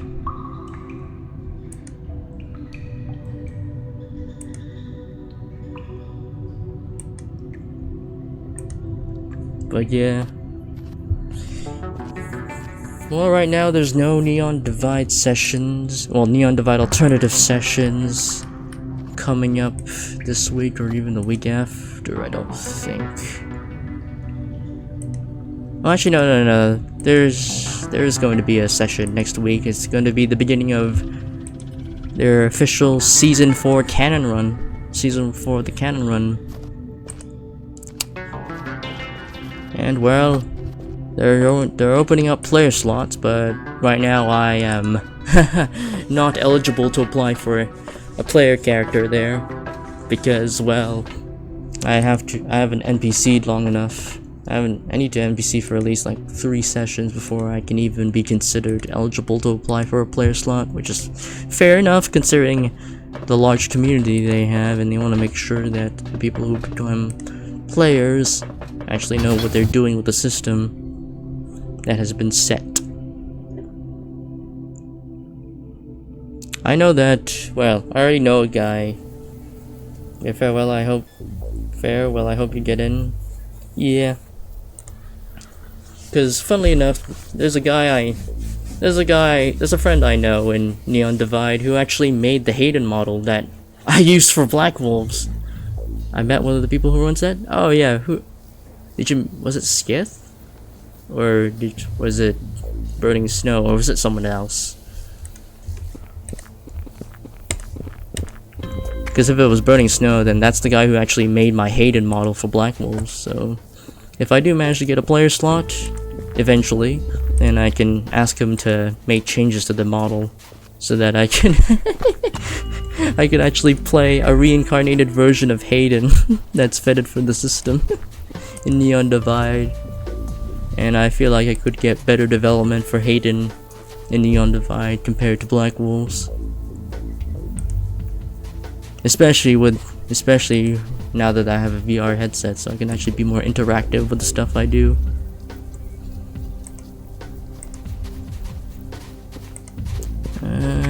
Okay. I got the icebreaker.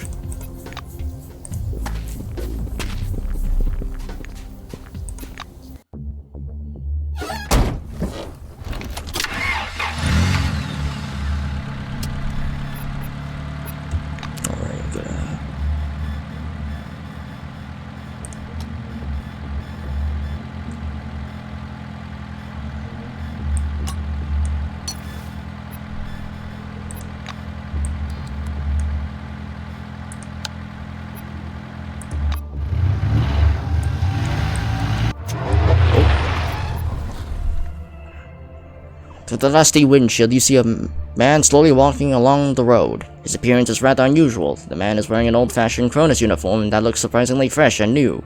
Hearing an approaching engine noise, he stops and turns around. Looking at your car, he looks a bit lost.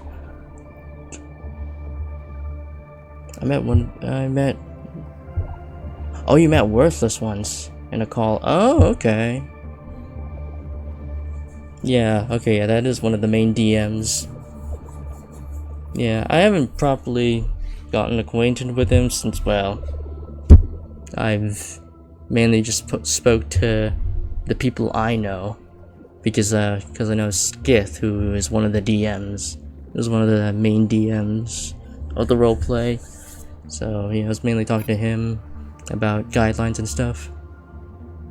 Stop and get out of the car.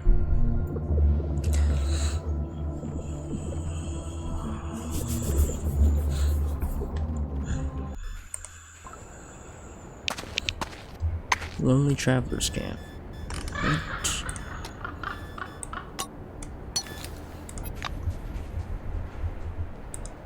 Right. Max Stakovsky. Hiya. I'm very scared of people I don't know, but he's cool from what I've seen. Okay. So wait, which Discord server did you meet him in? Unless you are in the Neon Divide Alternative server at one point. But yeah, I also get the feeling as well when it comes to entering new communities online and such. Another RP server called Calypso? Oh, okay. Yeah, I've heard of that RP before, but I don't really know too much about it. Keep your hands where I can see them. Couple of assholes came by here.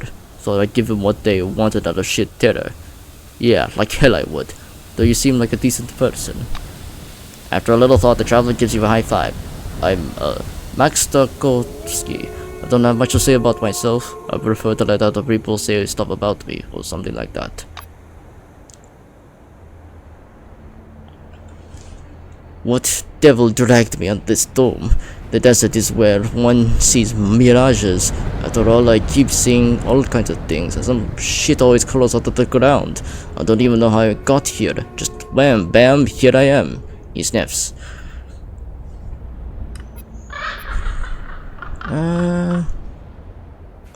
Advised pretend. Oh, okay, so this guy... Okay, so this guy's one of the survivors of the storm. It's made by one of the people who makes shit for things like Rosewood. Oh, okay. It's medieval RP? Okay. Well, I haven't gotten into any big RPs other than the Neon Divide alternative one. So it's definitely going to be quite the experience for me. And quite the experience for my PC that I have to make adjustments so that I don't lag out when I do actual RP work there. But it's definitely going to be an experience because this roleplay is obviously bigger than Black Wolves.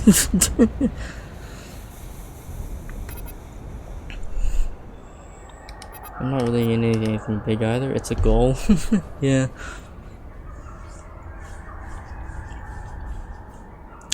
Well, I know, well,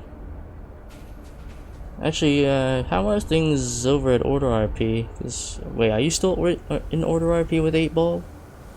Or are you no longer in that RP?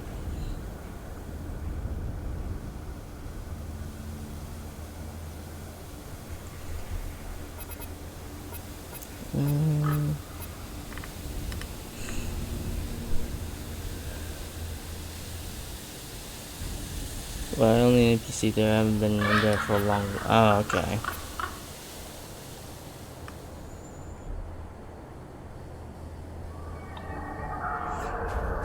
Life is busy. Fair enough.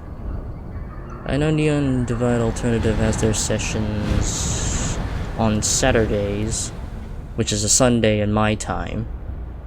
So yeah. So if you do end up getting there, yeah. That's the session time they usually have their RP. You could ask like someone else. You could ask someone to invite you. I mean, I don't think if you're interested, but I don't think I'd be able to have permission to invite you since I'm only a new member to the community, so I don't really know if I am able to invite people in because I'm not a notable person as of yet. Because I still got to prove that I can be a good NPC and or player eventually when the time comes. Well, if the time does come anyway.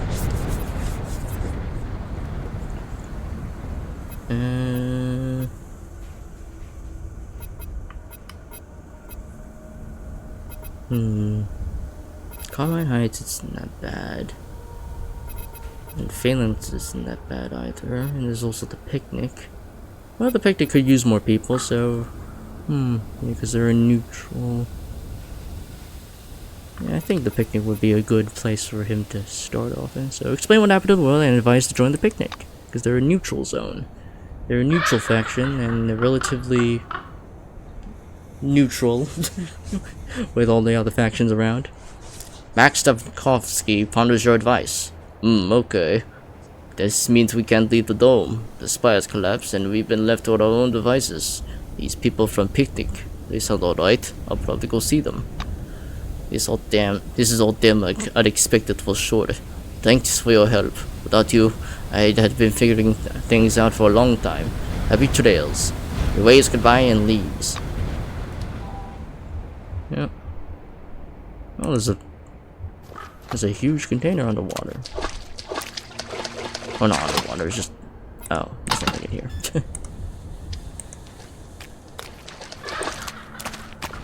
But yeah, life's also been pretty busy for me too, since I have a full-time job. Just doing what I can in terms of streaming. On my end.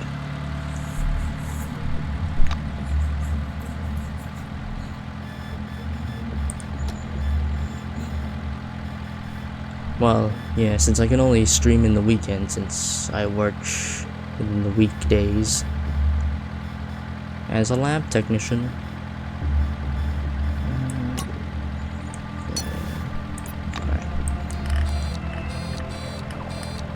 Entering the Fops camp is going to be very dangerous, so I'm just going to go to the Maelstrom observation camp.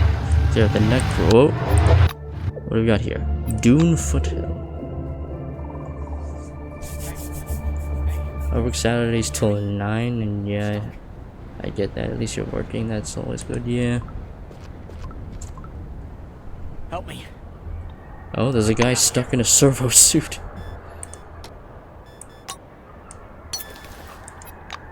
I don't know what's wrong with the suit. It won't move. Quit eyeballing me and do. I'm stuck in this pile of junk. Get me out of here. I'm losing my mind. A faint voice sounds from within the sandy armor. You examine the armor. A greasy, rusty substance sparkles between its joints. Disable the air filtration system. Oh, that's fucked. Break open the hydraulic locks and open the armor in emergency mode. Or use lubricant to restore mobility to the joints. Well, I already got a bunch of grease on me, so I could use that, but actually no, I think I'll get more experience by using my repair skill.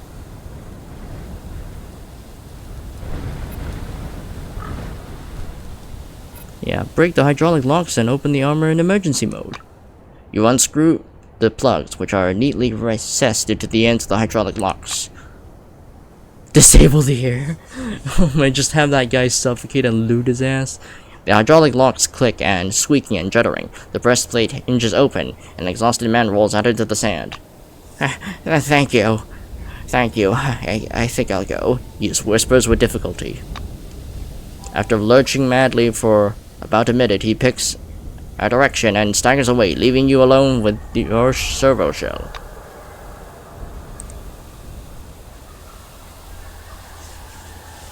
Okay.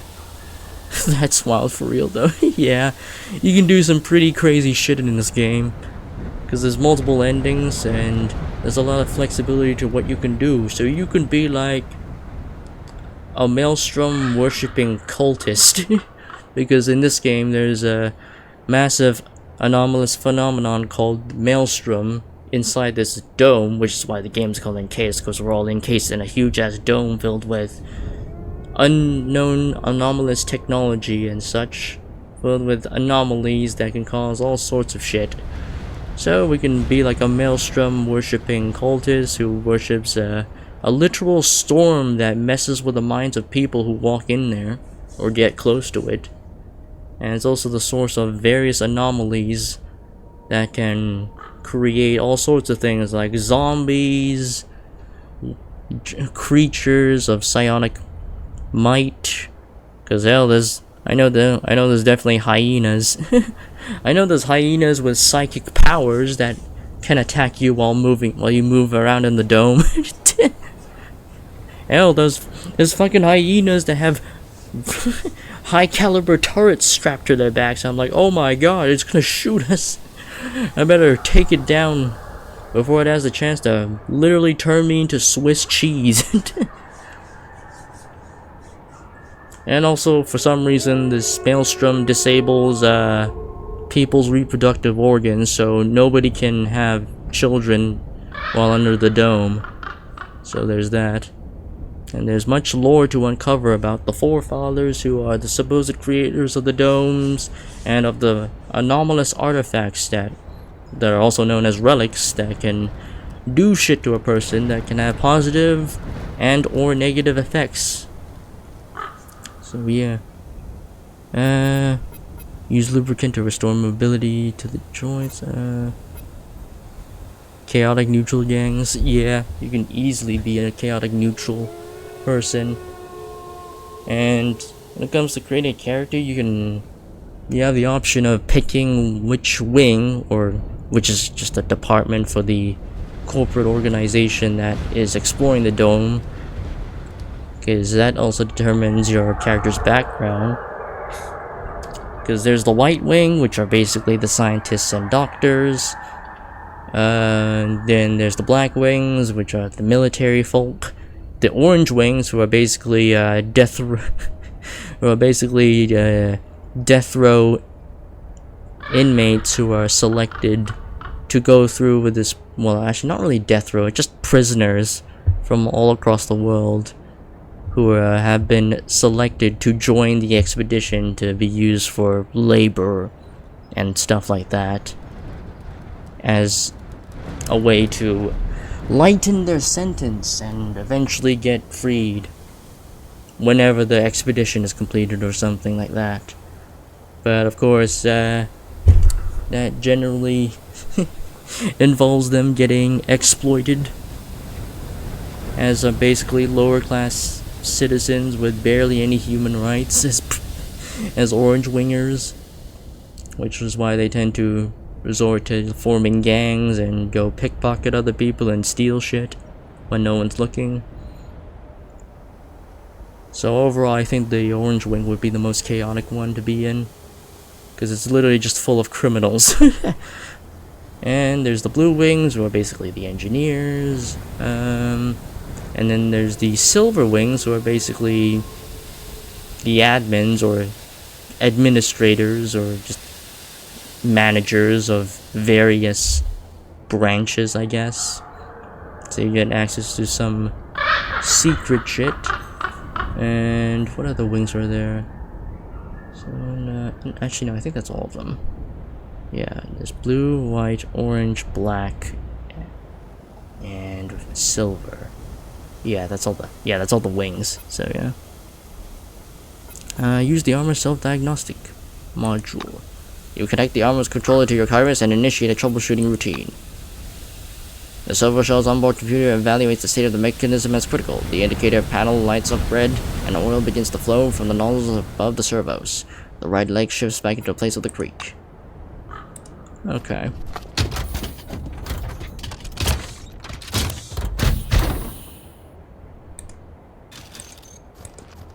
Okay, sweet. Man, this game really has multiple ways to give you power armor. Because there's already like multiple ways in this game you can get servo shells, which are basically your classic Fallout power armor.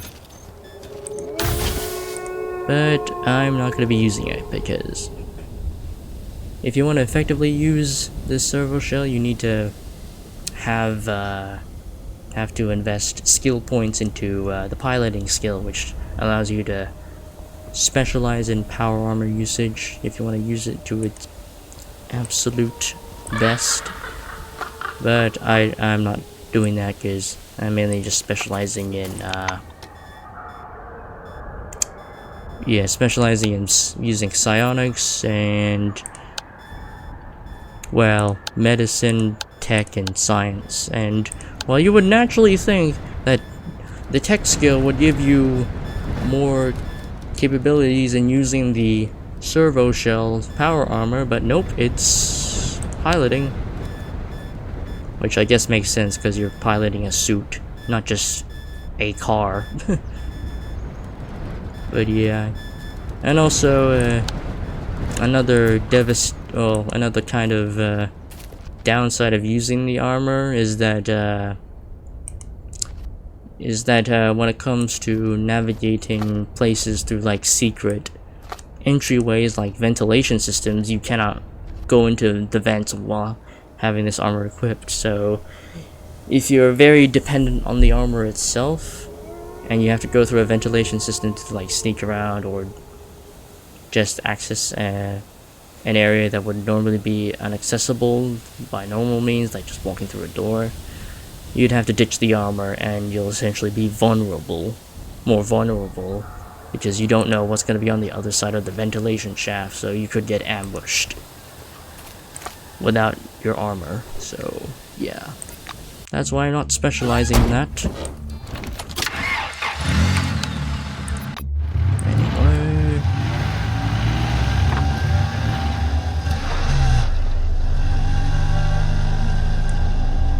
I mean, granted, I don't come across too many ventilation shafts, but it's just a possibility.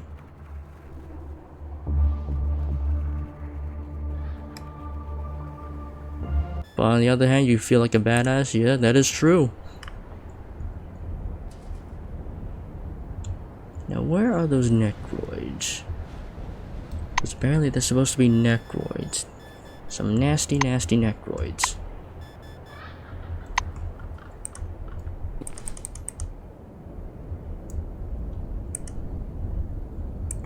Oh. Oh, yeah, there's one. Oh, and there's another one. Oh wow, yeah, this place has been infested with necroids.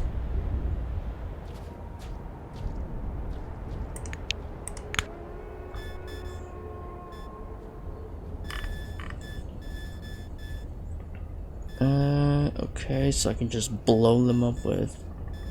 Actually, what's your resistances? The high biochemical resistance, low energy resistance. If I do create another character, a lot will change in BWR, is all I'm saying, since this character is something. Okay. What the? Cryo necroid. Okay. Oh. Okay. Well then. Energize good old Crump.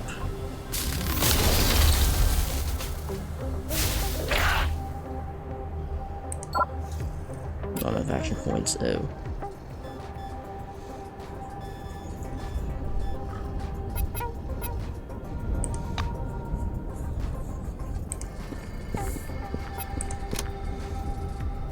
What?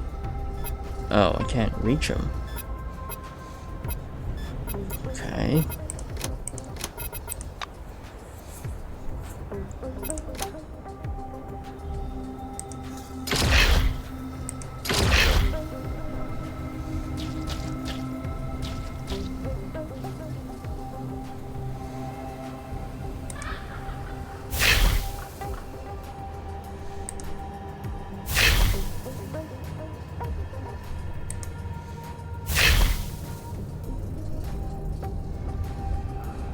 Alright, Trump, give him the old 1-2.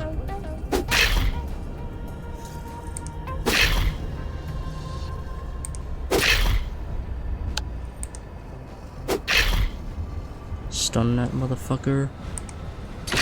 Blam. A fist fight. Respect. Oh damn, you got a critical hit on him.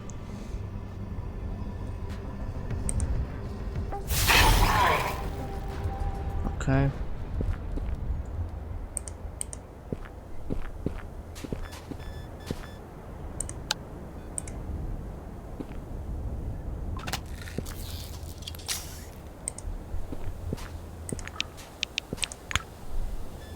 Oh wow, you have a relic on you. Increases biochemical damage, okay. Sweet, another relic. Man, I'm just getting a lot of these. Scan. Necro Pearl. Okay. Lowers your resistances and regeneration. Okay, I'm selling that. Not worth it.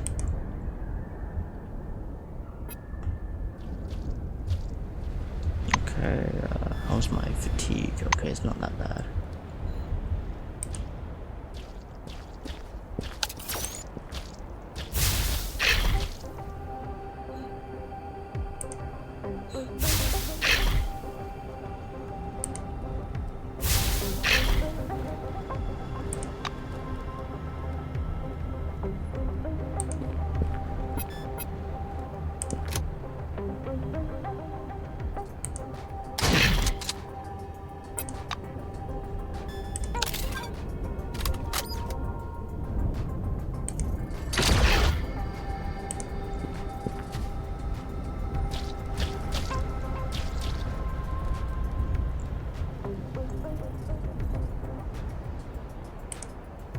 Blam.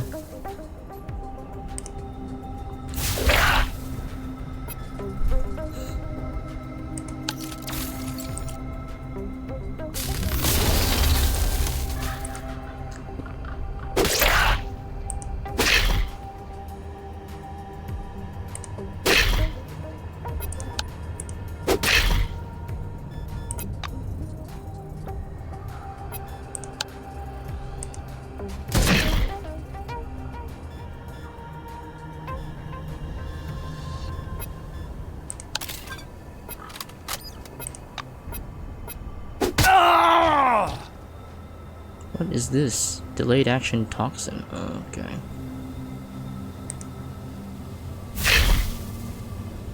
Actually, can I burn them? Napalm. Oh, I don't want to do that. That's an AoE. My new character will actually give real combat training, unlike what we've received so far, not to mention they are a tank killer. The stronger they are, the better. Napalm time? I don't even have enough action points to deploy that, because I'm pretty sure that's yeah, that's a radius move. I don't want to end up burning my own my own allies. So I'm just gonna keep punching him. Actually, are they weak to... Oh, they don't even have any resistances. Oh wait, no, I just can't see the resistances. Never mind.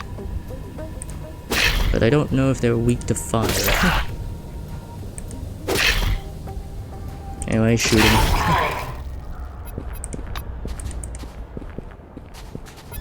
Okay.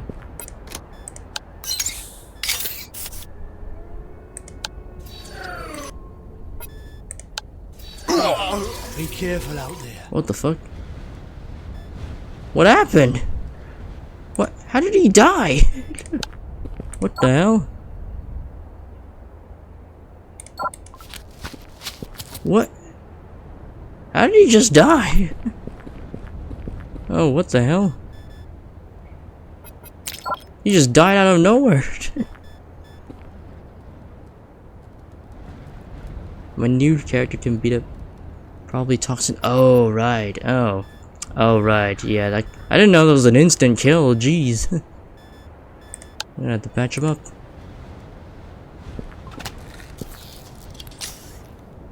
Didn't realize it would just kill him like that. Oh my goodness, that's some really powerful toxin in that case.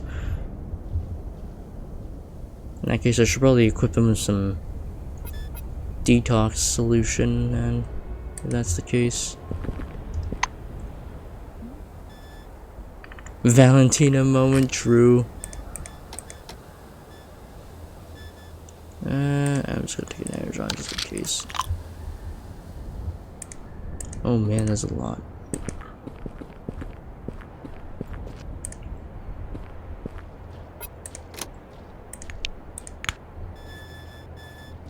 Heat resistance. Oh, they are weak to fire. Okay.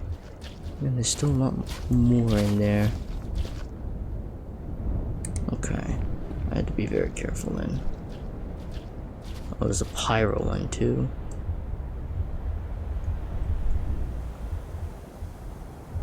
What was that? It was like an earthquake. Grump, get up here. What are you doing? We gotta hit the high ground. What is that earthquake? Is it the Sandman that's causing that? Okay, that's kind of weird. Okay. How am I gonna go about this? I think Yoko could just snipe them.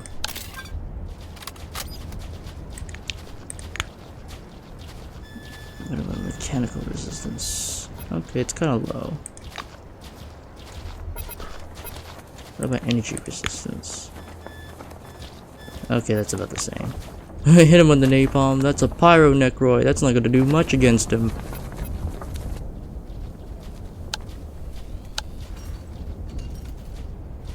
I could snipe that one.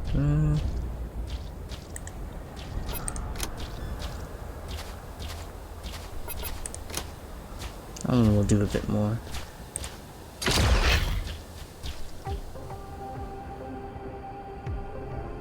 Yeah, just snipe him.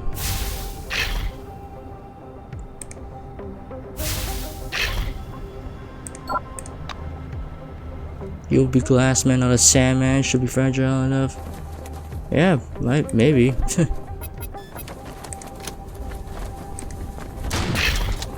Just gonna shoot him from the high ground.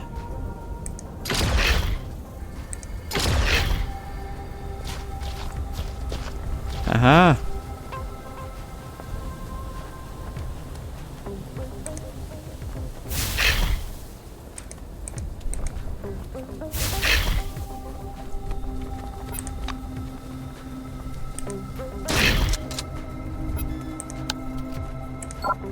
Oh, I'm out of range for that. I just keep shooting him then.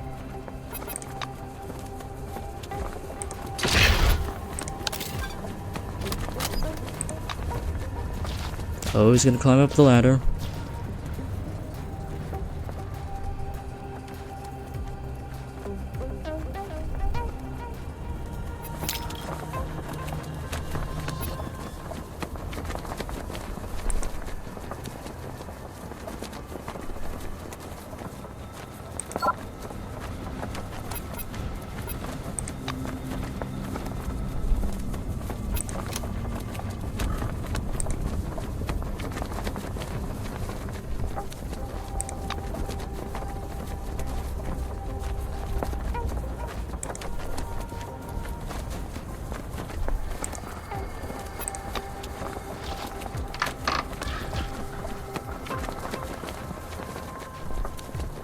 Alright, shoot.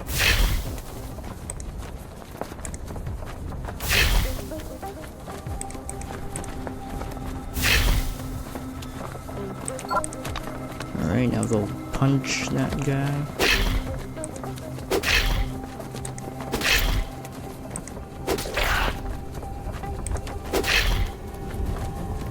And then shoot.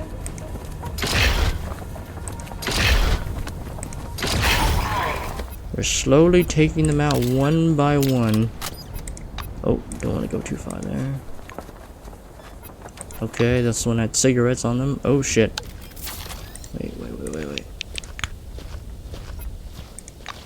Uh-oh. Oops. I forgot to sneak. Okay, let's see. Oh, they have low energy resistance, so I can just blast them with the electricity. I mean, not that it would do much damage anyway.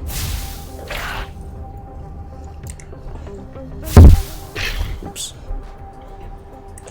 Wait, are you resistant to mechanical? Oh, you are. Oh well. Just run in there.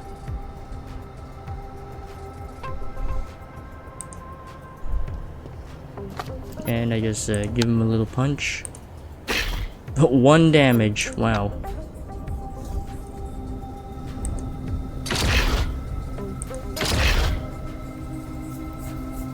Good old-fashioned fist fight.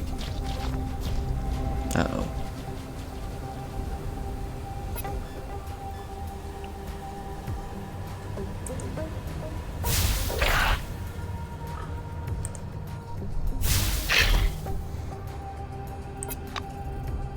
I don't have any psionic moves right now.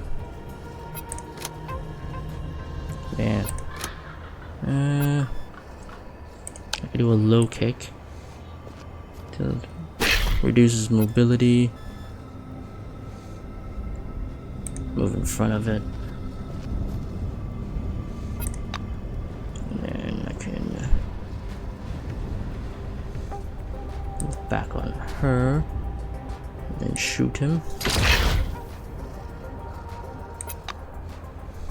Vajra will teach you to be humble now.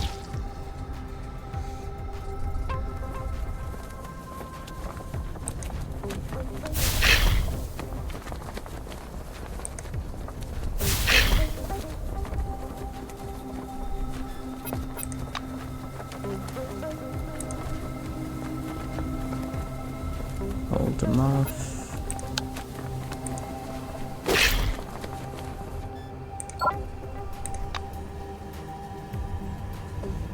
Go back. Play 4. And snipe.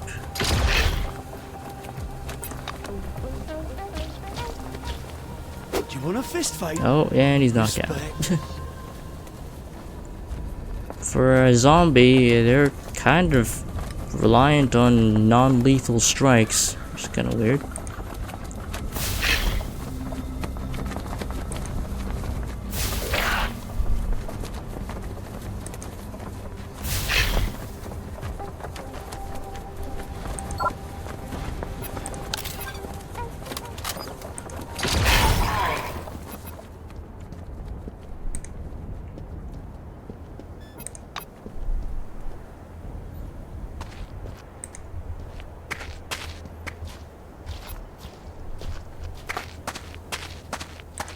Necroid Sandman. Oh. Is this another Sandman? Yeah.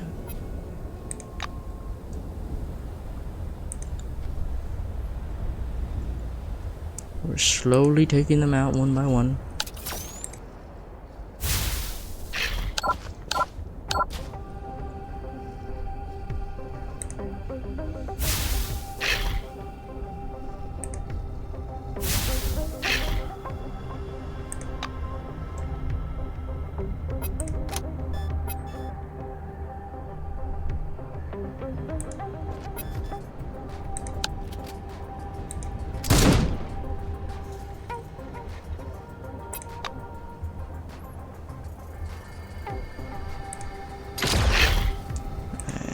Fire.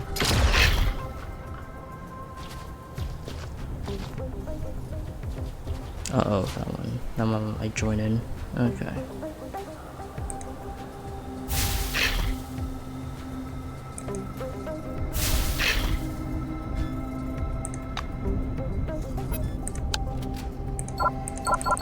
Oh, I can only... Oh, that's a very short range. That's a yikes. Keep fatiguing them, I guess.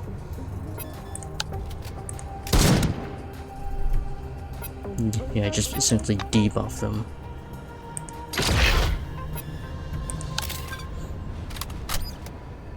And then back up. Uh-oh. Yeah, that one's joining in the fight.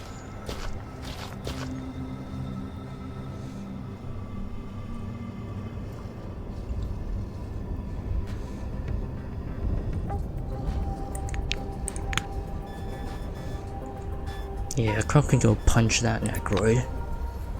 So, I'll just shoot that one.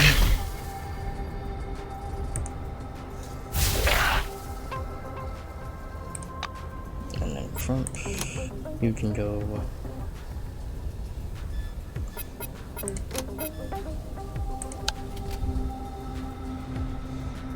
Could knock you back some. And then go for this guy.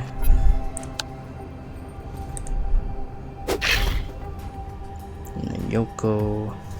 Shoot him. There you go, that one's dead. Oh, that guy's got... Oh, he's got poisoning. Okay. Shoot that one.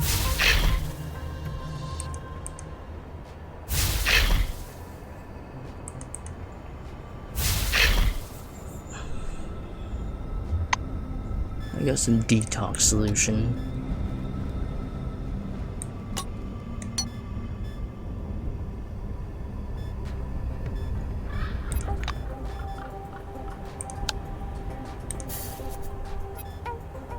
Alright. That's that. And then snipe.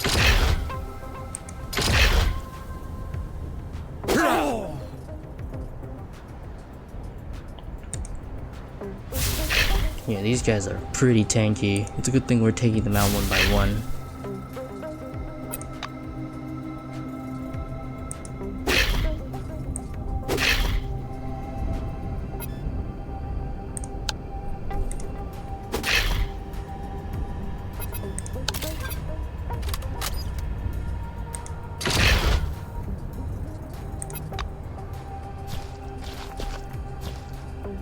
Tanks but low damage, yeah. And also status ailments, not to boot as well.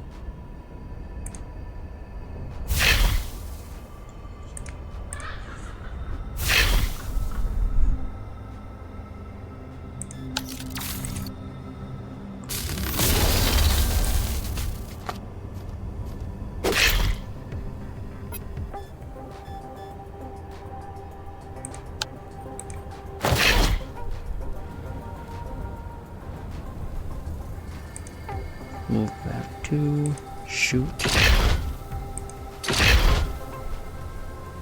Oh, I got poisoning again. Uh-oh. God damn, the delayed toxin effect. Curses. Do I have anything? Do I have, actually, I think I have a skill that might detox him, but hold on a minute. That's radiation sickness. Detoxification. Ah, yes. Stops bleeding.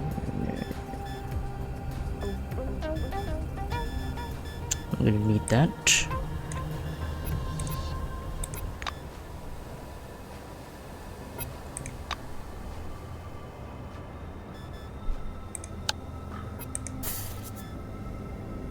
Okay, it's gone, so I don't get one shot all of a sudden. Oh sweet, I leveled up from that. Oh, we should probably back up.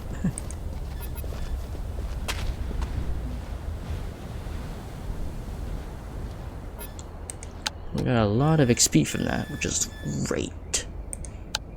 Alright. Alright, yeah, I think... Yeah, I'll focus on maxing out my medicine.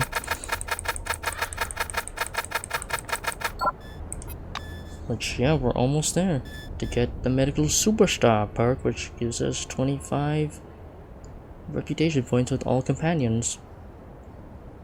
But it also lowers their evasion. Oof. One shot moment not inbound. Yeah. Well, I know their toxins are pretty deadly now. If not already. Oh man, another pearl. I can sell these. Man, they just all have these necro pearls. Actually, wasn't there a quest that wanted these? I gotta double check.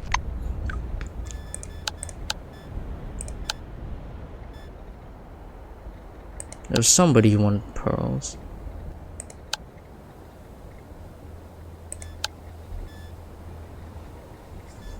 Well, somebody wants the pearls. Actually, let me take a look, see at who would want them, because I think there was a quest involving that. Hold on, encased necro pearls.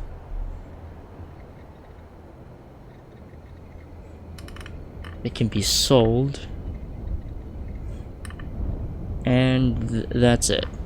That's okay. There's no quest involving. Okay, so I could just. Okay.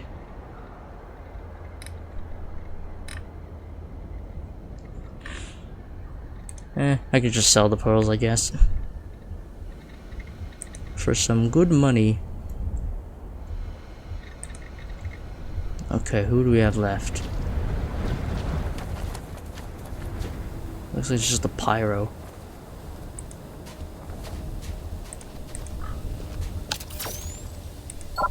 Oops. Wait for it. Yes, we'll use their insides as a means to gain treasure troves of cash. Alright. I guess I'll open there. Reload. Ready. Fire. This isn't the first time someone has done that. Well, when you're in a post-apocalyptic isolationist society, you gotta do what you gotta do to survive. Especially when you're trapped under a dome that's filled with basically SCP levels of anomalies. Oh, what the? Oh, shit, it can teleport. Oh my god, these zombies can literally teleport. Holy shit. But it turns out the zombie's actually pretty stupid because he basically just swapped places with my glass cannon because, ever heard how much a kidney's worth? Yeah. Black market organ trade. I do know. Well, this one isn't immune to fists, so I'm just gonna punch it.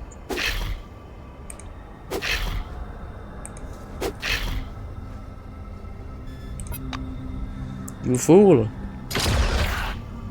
You just put me in a more advantageous shootout spot. Oh, he's burning.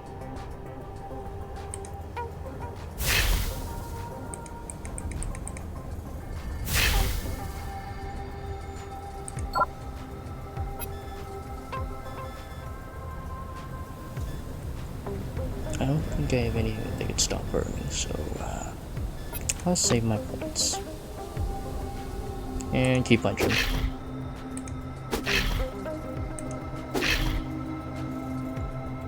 I quote, he isn't immune to fists. Me like, oh shit, my one weakness, fists.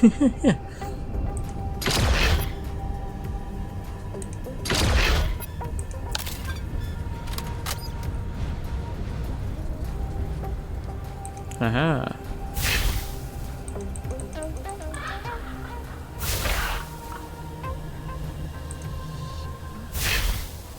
Oh man, you're not dead yet? Ow.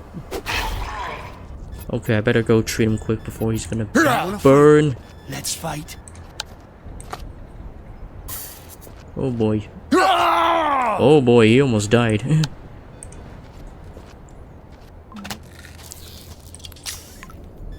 Ooh, we got money on them. Wait, how do you have money on you? Isn't your burning body just gonna set them all on fire and burn them to ash? The fuck? Okay, we got one guy left. Okay.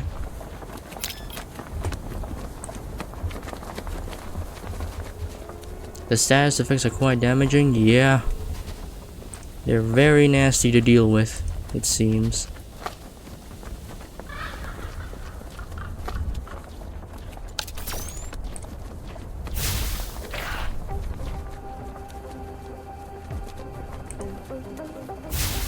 They're out here doing chemical warfare.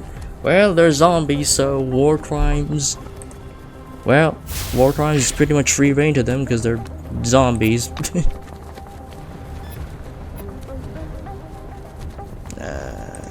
so run up here. And no way, I don't have the range for that. I'm just gonna shoot. Oh, what the fuck? It's not letting me. Okay, that's weird. When the zombies do it, it's fine, but when I do it, I'm in big trouble and executed by the committee. Yeah. Society. Oh god damn it, it's not letting me shoot the zombie. I'm not in line of sight, that's why. Shit. Okay, now I'm in line of sight. Boom.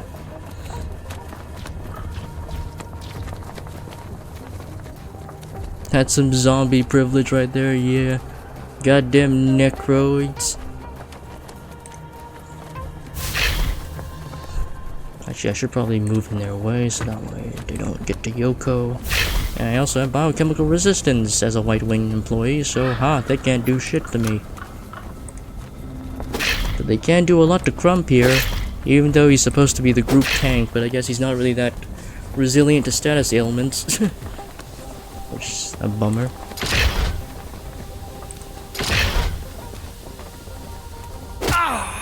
Oh, he's got the toxin effect again.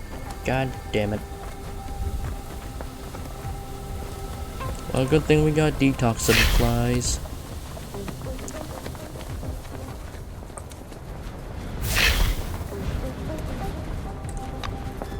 Alright, jab yourself. Alright, and give him a 1-2. There we go. Snipe.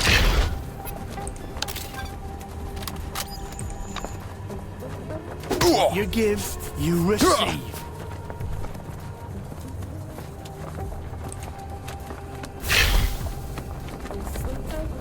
Actually, are you getting some mechanical damage? Oh, it's for the same, okay. Alright. Punch him down.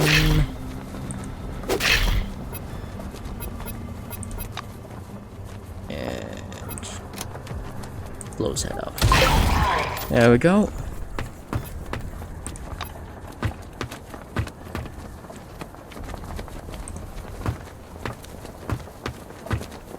And there we go. That's the quest done. Sweet. Okay, I'm fine. Stuff. Okay, I'm gonna put my flash there. This I'm just gonna equip this one relic that allows myself to be quenched of thirst over time. Like, I don't even drink from it, it just fills up my water reserves and helps my body's water reserves and basically stabilizes my electrolytes. Which is neat. I guess it's kind of like the equivalent of having a vault cantina. You take a trusty sip from your Vault 13 cantina. I mean canteen. Not cantina. Which is pretty funny. Quite funny indeed.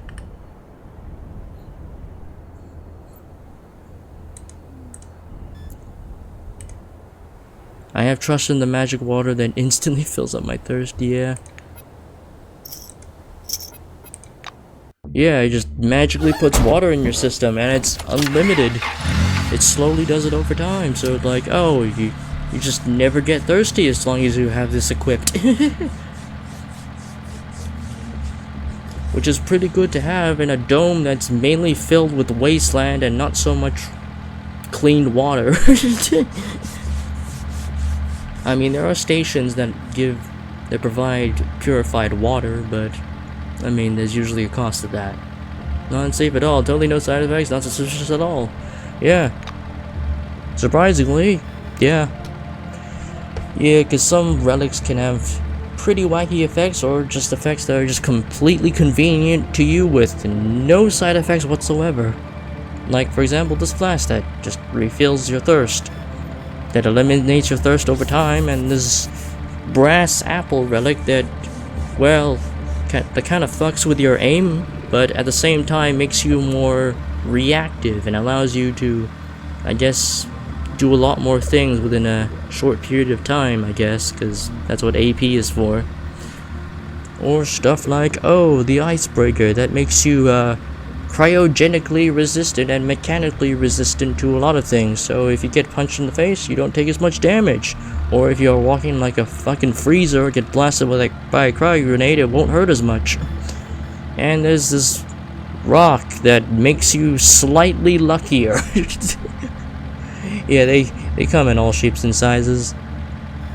And these pair of cat ears, they'll make you more attractive and more perceptive. Yeah, the rock is just a lucky rock, man. And then there's these cat ears that make you more charismatic and perceptive. And then there's this weird brick that increases your fortitude, but at the same time it lowers your evasive capabilities, and it basically makes you less reactive to things. Cat ears make me more charismatic. Have to remember that one for IRL. And then there's this rainbow disc, which allows you to be, I guess, more reactive towards people who try to sneak up on you or something. And then there's this panacea belt that heals you over time in the middle of combat. Slowly, like 2 hit points per round. And then there's this spiral relic that increases your resistance towards psychic attacks, or this active version of that relic which makes you more resistant to psychic attacks, but at the same time it lowers your resilience towards various ailments, like, well, toxins from that toxic necroid that we fought not too long ago. Yes, that our poor Crump has to deal with all the time. Or this Necro Pearl, which allows you to deal more biochemical damage, but at the same time it also fucks with your biochemical resistance and fucks with your regeneration. And then there's this Crumbs relic, which I guess increases your defenses and lowers your evasion. Or this weird robotic claw that I just pried off a giant crab robot that is capable of increasing your heat resistance and making you more buff because it increases your muscle, but at the same time it's a heavy ass claw, so it lowers your initiative. So yeah, artifacts can come in all shapes and sizes.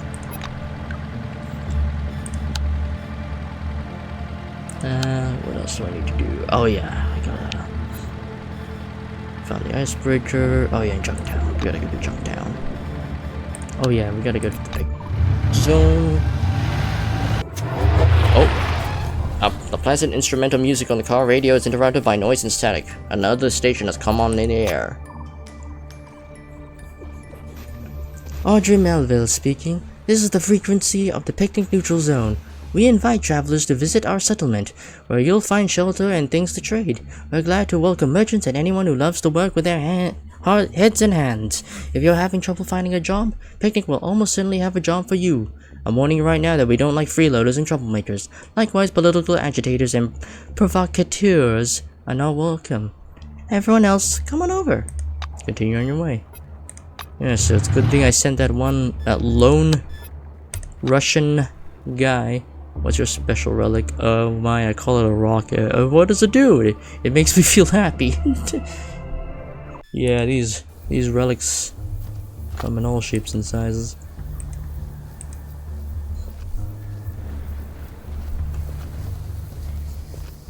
Oh, oops. Sorry. Got my weapon stares now. Melville, leave. Yeah, I can sell my relics.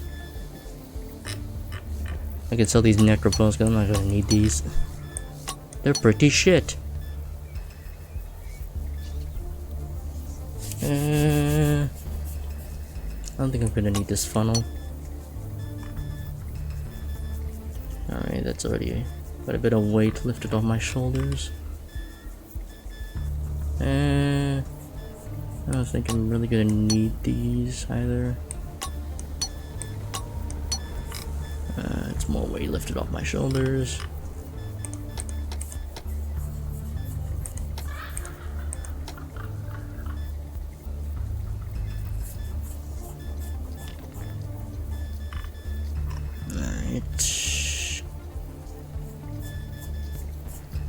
And should have a lot of money on you. Where's your money? Where's your... Ah, there it is. Alright.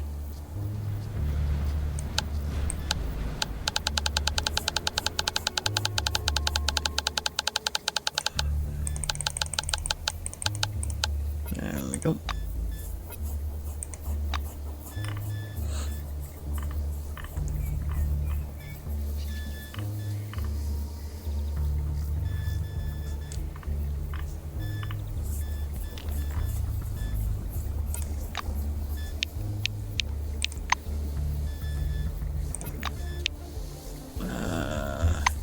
think I can upgrade my current weapon. Yeah, I can upgrade my weapon.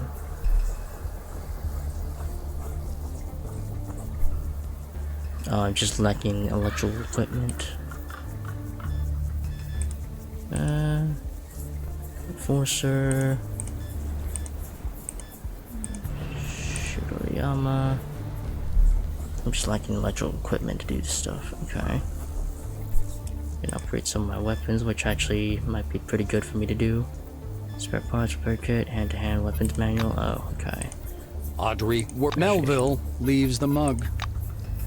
I could use some books actually. Heavy weapons, high tech. No, okay.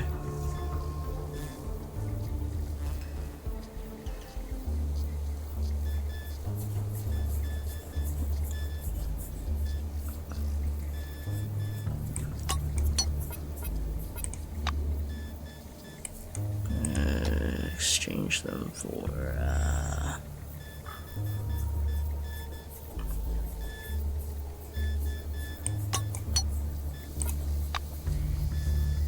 I need these blades.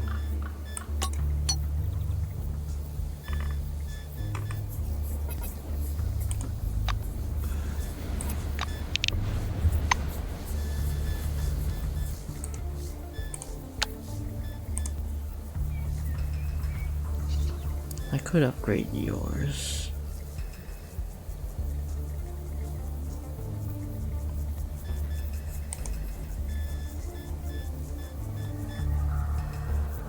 Yeah, I think I might upgrade your Shirayama. Yeah, this one does more damage now. This I just need a hand-to-hand tech manual, which I unfortunately sold. So that sucks. Oh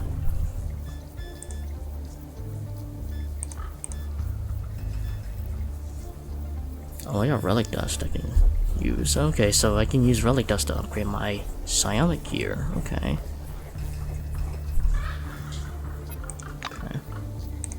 Audrey stares grimly into the distance, one elbow on the railing. I hear everyone talking a picnic.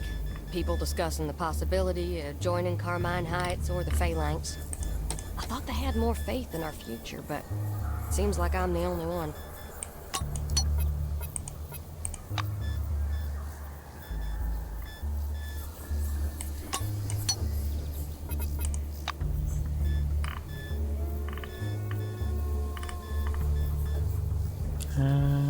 I don't think I'm gonna need this disc.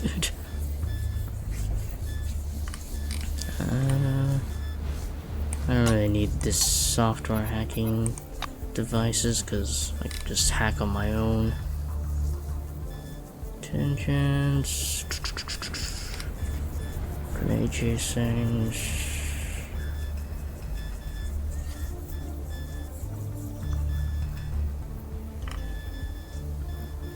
I can just use my own money wherever that is. Oh yeah, I can just sell. What weapon damage does this do? Oh, I don't even need this. Oh wow, this is worth a lot.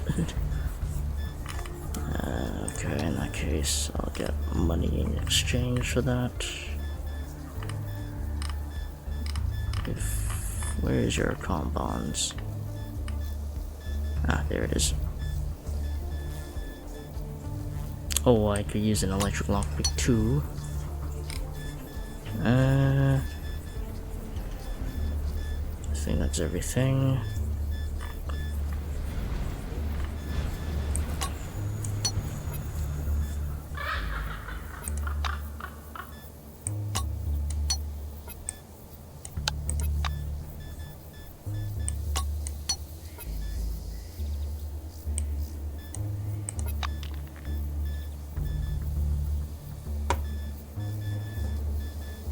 I don't really need.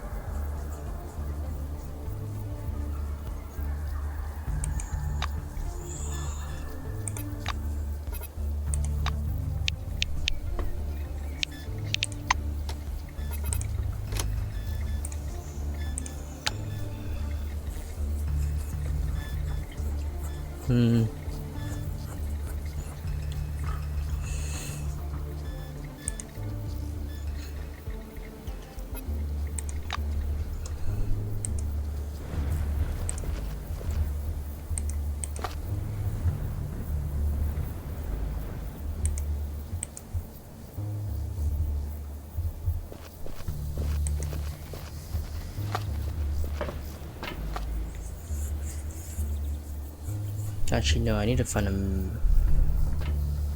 I don't need a science workbench, actually. I need to find a medicine workbench, which I don't think they have one, unfortunately. Oh well. Okay, in that case, I guess I'll just go to Junktown to find some scheelite fiber.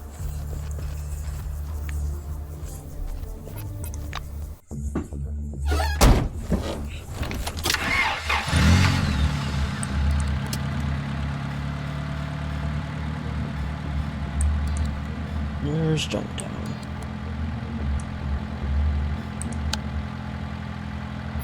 Because actually, no, I think it's just the city.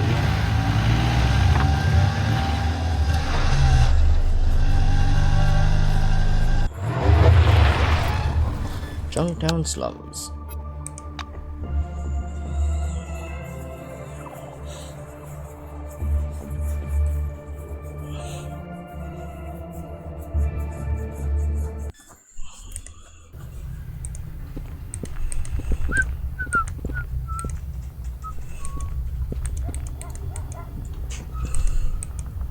Yeah. Anything new?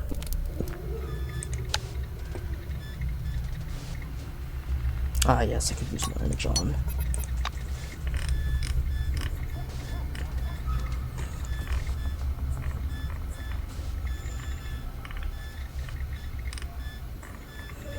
Where are my compounds?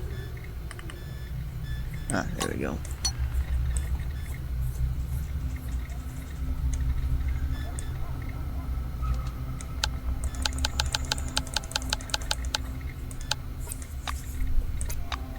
Thank you. What's this? Medkit Forte, nah. Thank you for the energon, good sir.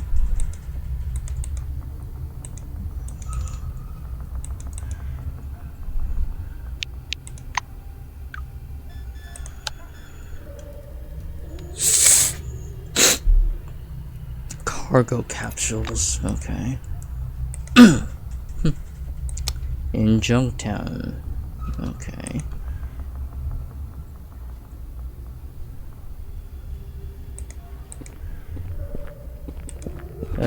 Do you happen to know any capsules? Good day. Later.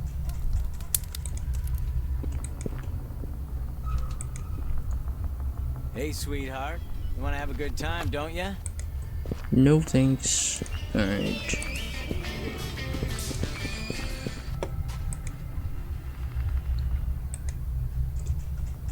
I might have to talk to someone about that.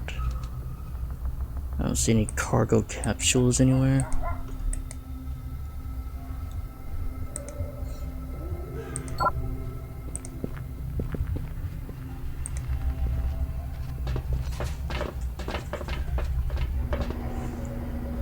Come on, don't be shy.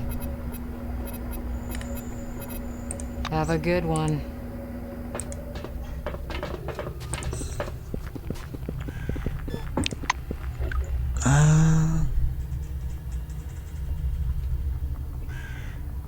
I'm gonna look it up. Encased cargo capsule.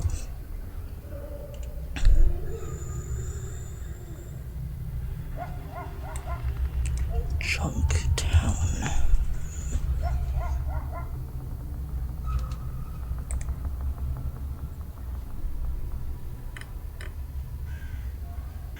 I just saw something in the right side of Junktown.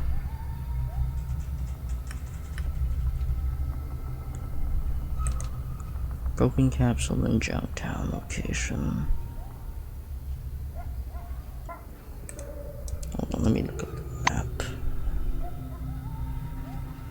Oh, it's back there. Okay.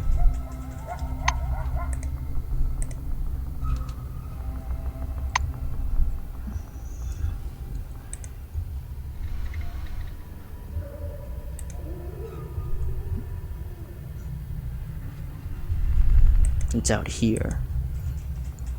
Somewhere.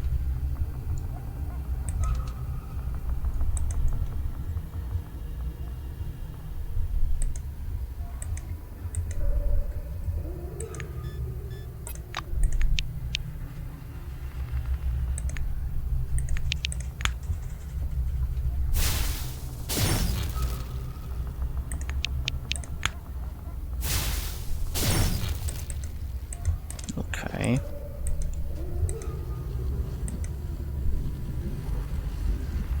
That's a lot of anomalies.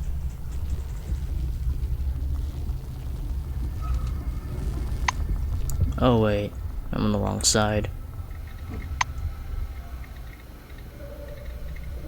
Oh, it's because of my camera.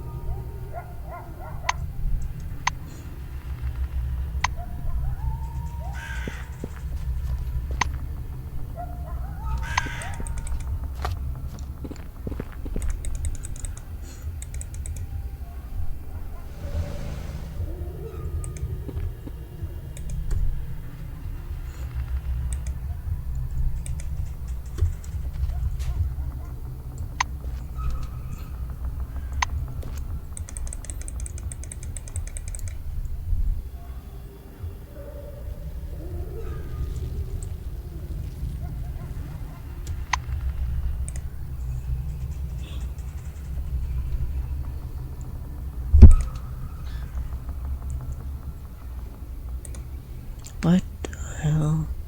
Junktown slums.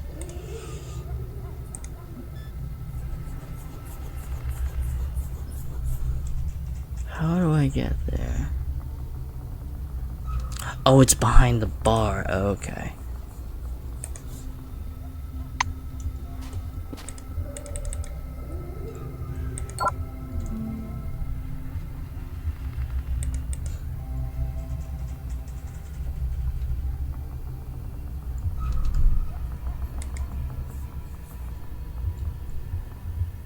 If you decide to relax, come back later. Or somewhere. Is it? Okay, it's all the way up here. Ah, there it is. Yeah.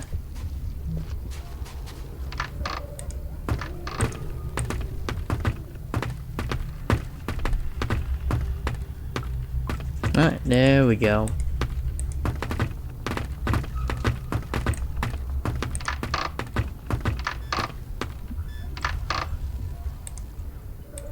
Okay.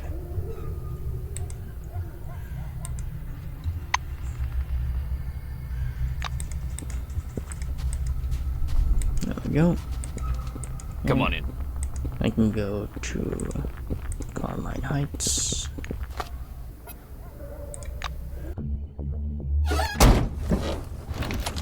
Go back to Carmine Heights.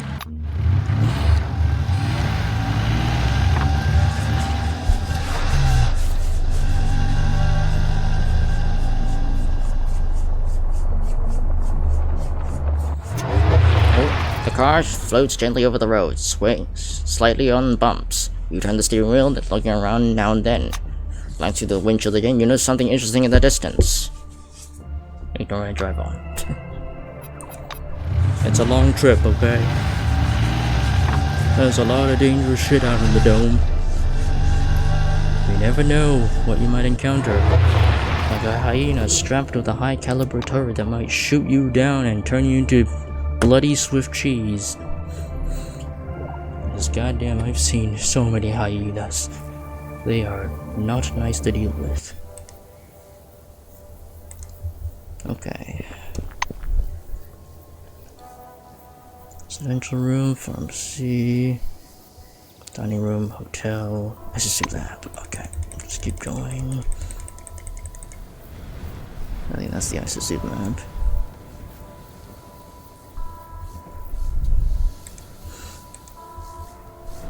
Oh yeah, I also gotta talk to the residents of Carmine. What do you want? No. Oh yeah, it's just, okay. He explains with a frown.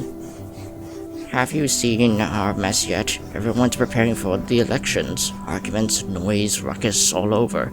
Undoubtedly, Johanna's right. Elections are the foundation of democracy, but allowing Zemeckis. Jozo shakes his head. Regina would be surprised if she heard. I don't think this is a good move by Reisner. Hieronymus Zemeckis is too cunning, and way ahead in promoting himself. He puts up posters all over the city. Ask what he thinks about the Zemeckis' candidacy in the Carmine Heights elections. Jozo shakes his head vigorously. No, he's a fool. Do you want a fool in charge of our lives? I don't think so. Is this an official poll? Fine. Then consider this an official no. Good luck.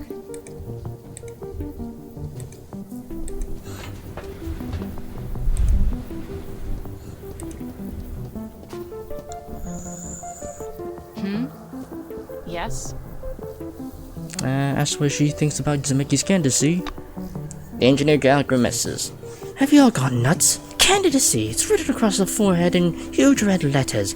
Asshole, if that cunning prick wins, I swear, I'll pack up my belongings and skedaddle. Report that you got the icebreaker. Curiosity blooms in Ellsworth's eyes. Sick, now give it to me. And then hand over the fiber. After a quick glance at the fiber, Robin gives it to Todor and proceeds to examine the icebreaker.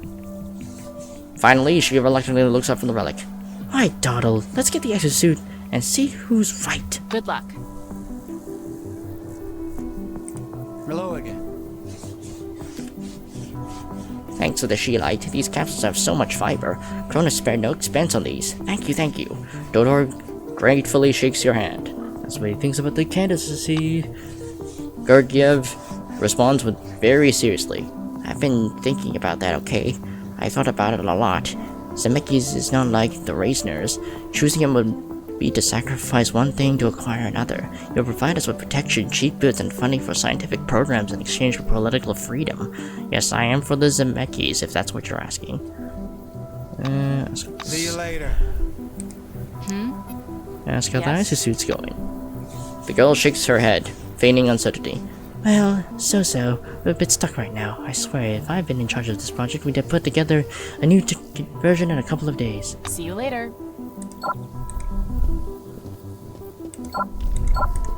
Oh my god, who is in my way? Who is in my way? Okay, you approach the suit. The hydraulics activate, the strut lowered and the massive mounds expand at the side, raising the exoskeleton's chest plate. Its insides are now accessible.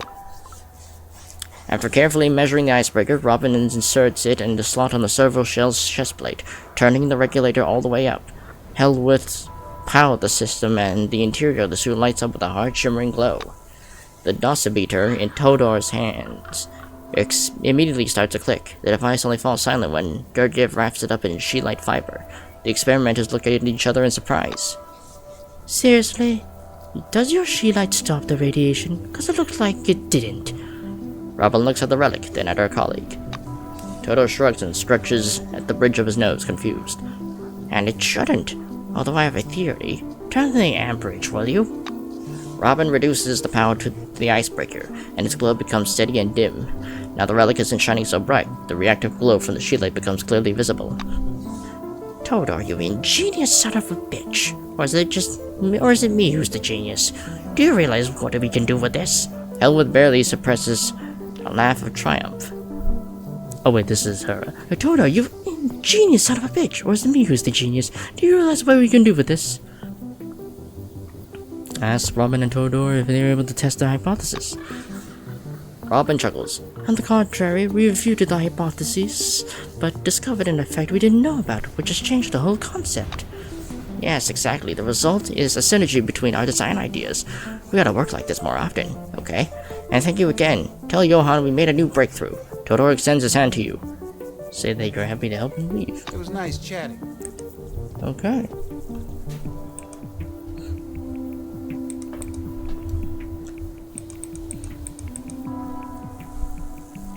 Now I gotta go and ask people about their political opinions about things for, well, for a truck. For some heavy-duty trucks. Hello again. Balthazar shakes his head reapprovingly and crumbles with a cigarette butt. Who knows how to fool the people better than a charismatic dictator? We should appreciate Johan and Olivia more. As for Hieronymus, he is too difficult for our settlement here. Goodbye.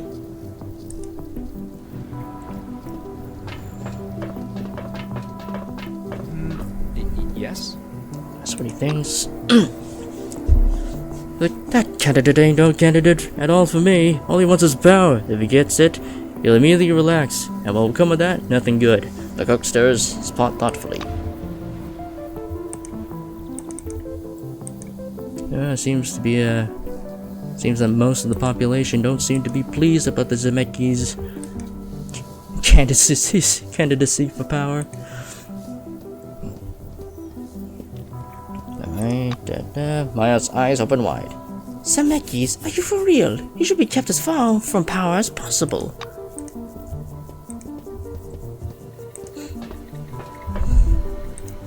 Dutch Nicholson. He gives you a grudging squint. I believe I told you everything. Zemeckis is the best candidate. I'm going to vote for him and will advise all my friends to do the same. Good day to you. Oh.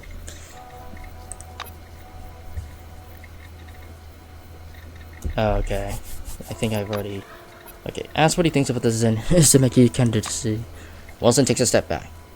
Zemeckis, please, that's fascism in its purest form. He is, of course, entitled to representation in the form of, I don't know, some party of supporters, but him ruling Carminites alone? Oh no, I'm not keen on him, on marching in lockstep. Diplomatically remind him you are not local and move away. I hope to see you again soon. Alright. I don't think there's anybody in the parking area. Alright.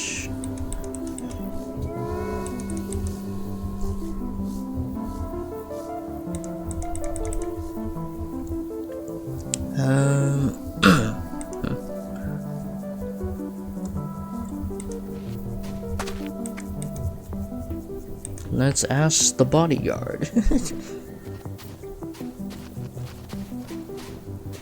Oh, you again. Oh, he's got nothing to say. Alright. I'm all ears. Alright. Ask what he thinks about the candidacy. Henry raises his eyebrows. Funny you should ask. I heard a lot about the Zemeckis from my folks. He's a controversial figure, but he gets what he wants. He'll build something for sure. A new prison or a new paradise. I don't know, but I say I trust him. Later.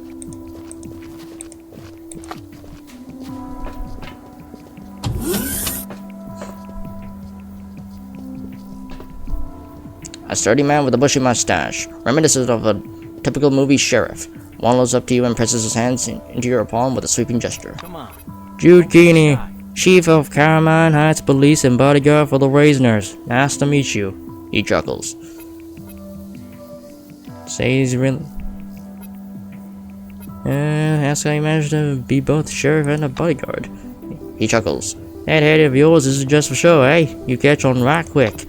Sounds like we got a lot of criminals. The folks here are good. They drink occasionally and fight, so what? Not sure they even need a sheriff, but rules are rules. Alright, Keeney smiles good-naturedly. Say these... okay.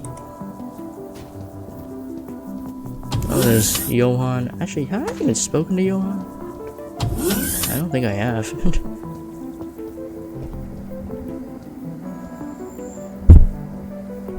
Hello, the Raisiners. A woman with white hair and a playful smile stands before you. Hello there. I'm Olivia, and this brooding genius is my husband, Johan. Welcome to our home. She gives your shoulder a light, almost weightless touch. That's what she does at Carmine Heights. Well, the answer is quite simple. I create the illusion of a normal life. Someone has to, since everybody else is busy with important things. A gloomy expression flashes across her face for a split second before she laughs tightly. I run Carmine Heights with my husband. I deal with all sorts of economic issues. All the little things that busy people don't have time for. Well, these little things basically make up my life. Olivia falls into a thoughtful silence. Learn more about her husband. Tenderness flashes in the blue's eyes as she looks back at Johan, sitting hunched over the table. He's an exemplary research supervisor. Smart, persistent, and enthusiastic. Johan believes we must escape the dome at all costs. He has several different projects on the go, trying to find a way out. He considers the dome a temporary home only. But the house, even a temporary one, needs maintenance. Johan is content to wait with his bags packed, but I say it's necessary to grow food, trade, keep order. You know, Carmine Heights is full of talented people. They help make this place a lot more comfortable, but maybe that's not as important as the research. She shakes her head dubiously, lips pursed.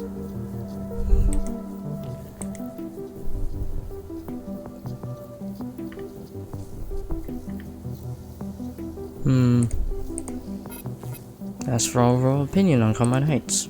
Mrs. Reisner winds a lock of hair around her finger while she considers your question. This is a republic, did you know that? The people here fit in nicely, they understand the value of both freedom and maintaining order. But the locals lack unity, though that seems to be a widespread problem. She looks thoughtful. Say that you're in their own business and you're working on the emulator project and you need the Maelstrom beacons. She nods and becomes more serious. Oh, those beacons of yours. You'll have to speak to Johan about that. Okay.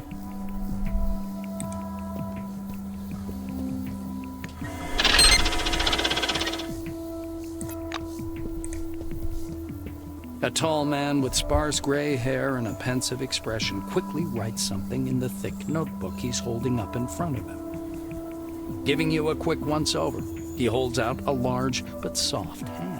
Johan Reisner, head of Carmine Heights. Do you and I have business?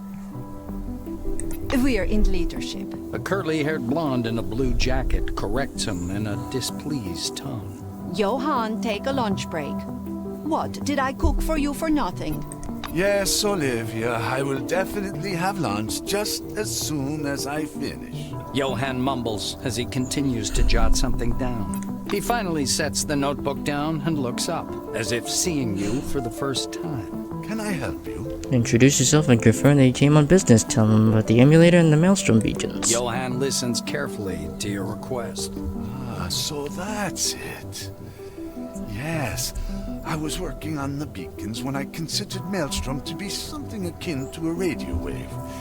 As it turned out, this is something larger, but it doesn't contradict my hypothesis. The beacons, in theory, can still be used as you describe. I'd be happy to modify them, but... He puts a hand to his temple, wincing slightly. Excuse me, it's a migraine. I wanted to say I'll finalize the beacons if you help free up some of my time. We're having a busy season. I have a lot of urgent matters to attend to. Reisner furtively peeks in his notebook. Offer to help. Johan, who's already immersed in his work again, reluctantly looks up from his notebook. In short, we're having elections soon. Just hang my and Olivia's posters on 3 notice boards around Carmine Heights and we'll be done. Oh, okay, that's easy. The posters will be ready in just a minute. Reisner runs the rotoscope on the table. The rotor begins spinning and several glossy posters drop into the tray beside it. Johan gives them to you. Say there are a couple of questions about Carmine Heights and about other settlements. The blue nods dryly. Of course. What do you want to know? Ask what business he has here. Johann spreads his arms to encompass the room. See for yourself. We don't just do research here. We solve actual problems.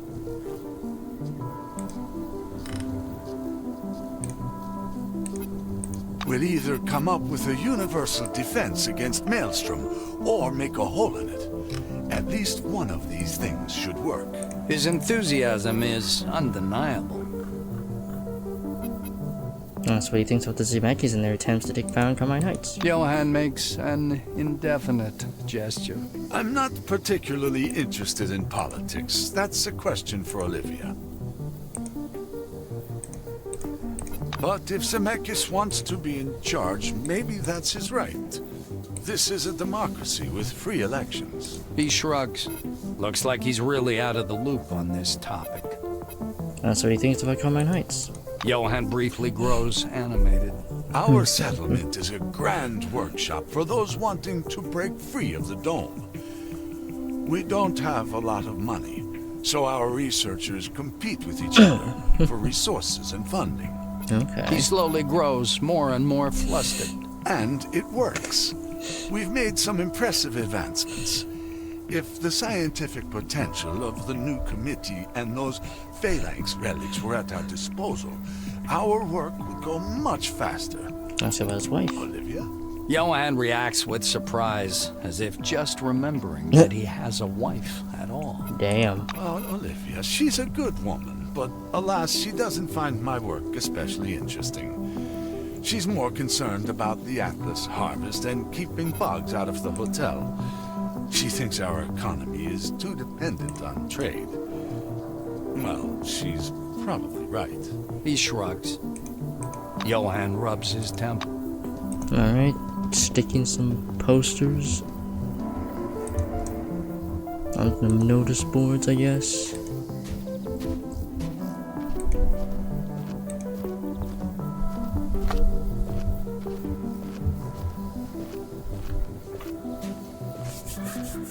So, where were we? She energetically trims her white hair. I'm not one for the Reisners or Zemeckis. I'm for order. Does he even know how to maintain order? If so, then I'll consider whether or not to vote for him. Good luck. Okay. Is there anyone in here? Ah, yeah, you. So, Zemeckis. Gordon adjusts his spectacles, confused. Don't know. I don't understand much in politics. What does he think of video games? I mean, maybe he's alright. good luck.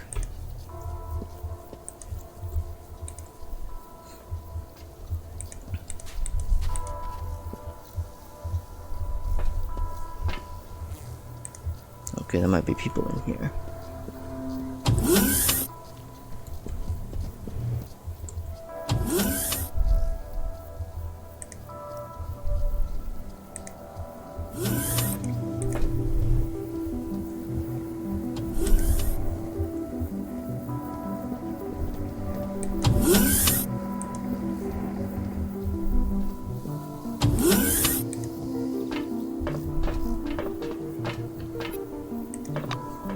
The old man staggered by this question as if it was the most difficult riddle in the universe.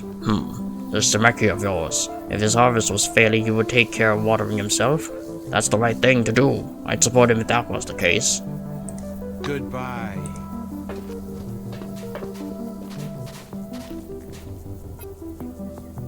Oh! Suddenly you recognize the Russian engineer. He was with you in the cargo capsule in September of 76.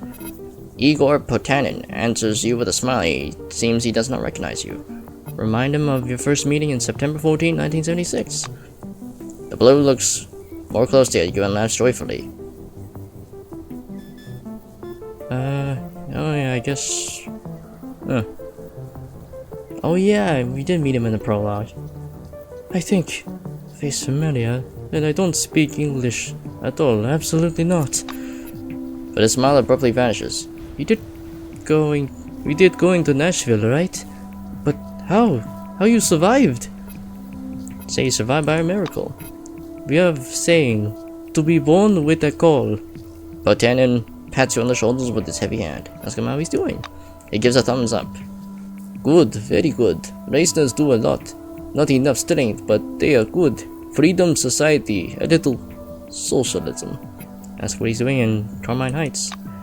Igor points to the hydroponic greenhouses. The living quarters converted into greenhouses. Supply water. Calculate the load. He shakes his head. Computers not well configured. I don't understand commands well. Why isn't anyone doing? Note he has a very strong accent. The blue laughs shyly in his mustache. I was German at school. It is hard learning when you're over 40. He leans towards you. But I'm making progress. Todor teach me well. He is a good guy. He does job well. Ask him what his opinion of the Zemeckis. Botanin straightens his mustache and smiles. He is Fidel. He even looks like Comrade Castro. Very similar, but he is a capitalist. Sly, smart, very smart man. Good candidate. Have a good one. Alright. Where are the notice boards? There's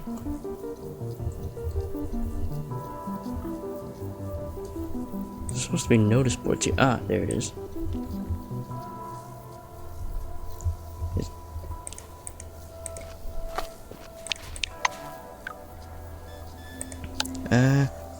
On billboards. Oh, not notice boards. Billboards, sorry.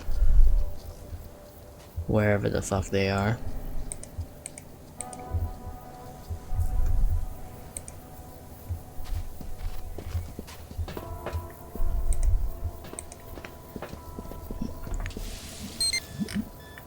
Okay. Oh, I can make Anadron out of coffee. Alright.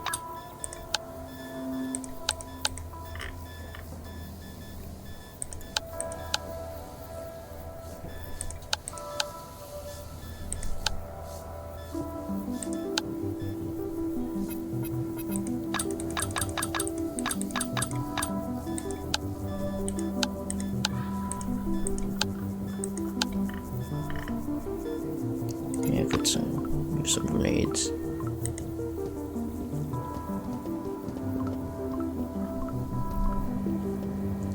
This thin, fair-skinned woman seems even paler in the white light of the lamps. She smokes non-stop, yet smells not of tobacco but soap, perfume, that morbid scent that saturates hospital wards. Well? She runs a hand through her cropped hair. The badge on her chest says Rosalie Mills, pharmacist.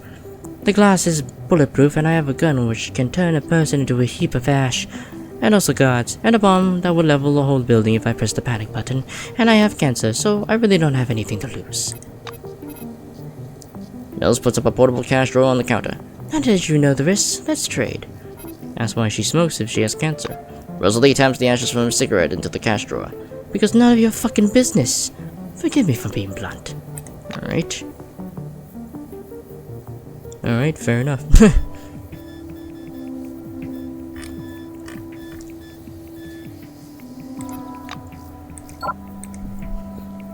Oh, there's another guy here, Terry Huff. Make it quick. The short, stooped guard's face is hidden in the shadow of his cap's broad visor. Keep your hands in sight. Ask him about the Zemeckis. The visor of the cap rises slightly. I don't like him.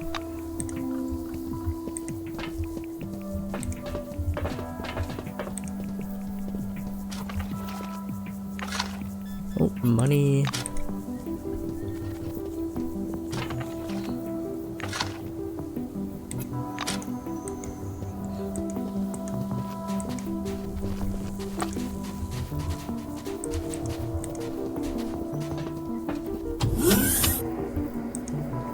Shit, Mike! A tan, skinny fellow in a white coat exhaustedly hauls open the hatch. What do you want? Oh, you! Please, help! The white looks at you desperate. He presses a hand to his chest. Rajesh Patel, and there, in the cellar, is my colleague and my friend. Ask him whether there's something you should know about Mike. The Patel turns grim. Mike seemed off lately. I asked him, but he just kept joking. He behaved odd. Ask what happened. The scientist spreads his hands. Mike locked himself in there. That's what happens. 3 days! Oh, 3 days has passed. He's not coming out. Say they got it and you'll try to do something. Rajesh nods hastily and nervous. Yes, thank you. I worry about Mike. By the way, Yes? what do you, oh. Good luck. Okay, no, never mind. Okay.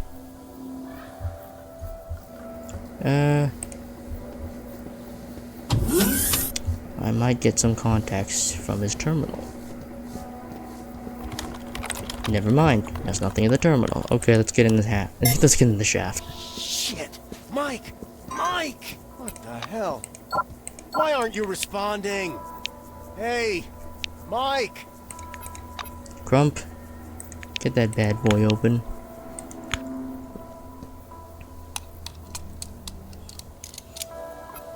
Oh. There we go. Oh, I probably should have equipped my cat ears. Goddamn door! Why do they make them so strong? Hold on, where's my cat ears?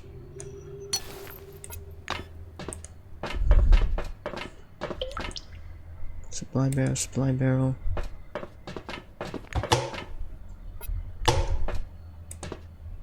Oh, he's dead.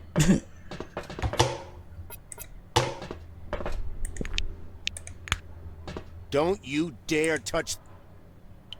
The horror is written all over Rajesh's dark face. He wraps his arms around himself and looks down at the corpse. Mike, buddy. Oh god. Oh my god. Ask him how Mike behaved the day before his suicide. The White's face shows confusion. As usual, we met in the morning, had our Atlas dates, discussed politics and temporal paradox in the 17th volume of Captain Hyena. Nothing special. He looks at you. Look, I'm at a deadlock. Why do you think he killed himself? Note that Mike might have had some mental disease that led to the result. It was only a matter of time. Rajesh says nothing, looking at the body and is weighing your words. When you said it, I thought, yes, it is true. Someone else's mind is a time bomb. Sometimes it just goes off and there's nothing you can do about it. The White falls into deep thought. Oh, it's his suicide note. Yikes. I have to read it. Okay. I have to read it manually from my inventory. A confession for anyone who finds this note. I'm experiencing the strangest feeling in the world. I'm in love with the sensations Maelstrom provoked in me when it raged near Carmine Heights. But worse than this fact is the hopeless emptiness that has tormented me since the Maelstrom receded. I even traveled to the boundary of the anomaly. I was close enough to feel the psi radiation, but that magical emotion was gone. I have touched something so beautiful that it disfigured my every future expectation from life. I cannot withstand the absence of Maelstrom, not because life is unbearable without it. I just don't need anything else. Give my research to Raj and put Todor in charge of the technical execution. Those are the two smartest guys I've ever known. Thanks to everybody. You're free. I apologize, Mike. Yikes.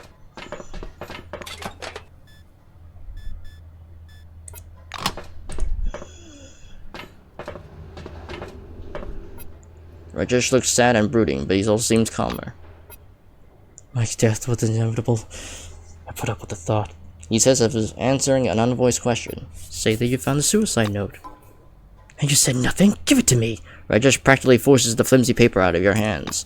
He scans the note. Look at you, Mike. You've always been a bit mad, but this... Oh well. Patel watches you with a strange smile, his lips quivering. The White falls into deep thought.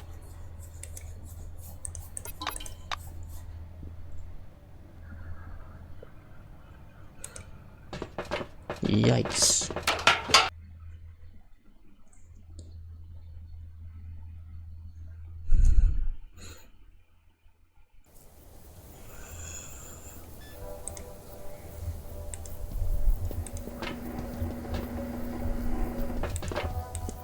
Alright, where's the billboards? Actually, did I ask you about your political opinion yet? Wait, hold on. I need to know your political opinion. Well, hello there. Regina tugs nervously at the hem of her coat. Zemeckis? No. All that warmongering, the uniforms and scary cars. Men like that frighten me. I wouldn't want to see them in the position of power.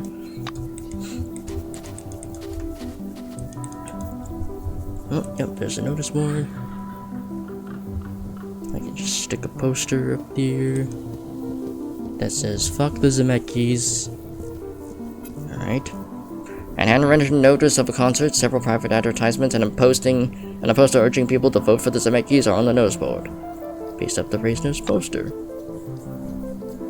While you work on the poster, your attention is involuntarily drawn to the Zemeckis' election campaign. You can of course leave everything as is, but there's nothing stopping you from creatively modifying the posters on the Reisner's main rival.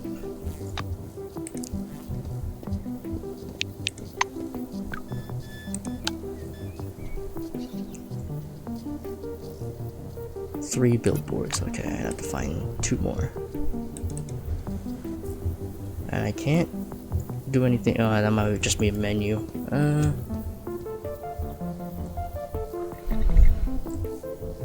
Wait, are they all in Carmine Heights? In Carmine Heights, yeah, they're all in Carmine Heights. Where are the other ones?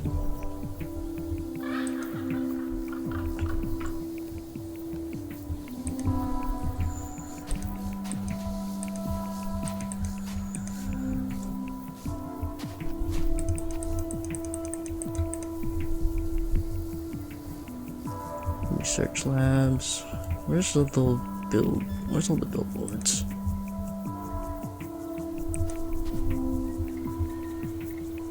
Watch out, ships, storms,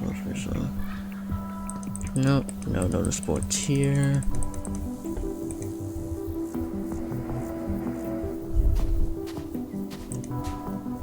Ah, this one over here, I think.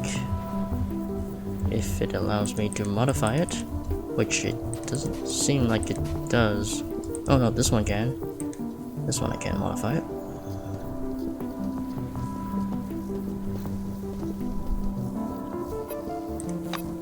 Yeah. You paste the Reisner's campaign poster on the board, and in the photo, Johan and Olivia are standing side by side. The picture is fine, but it lacks the dynamic energy of Zemeckis' posters. The contest will not be an easy one.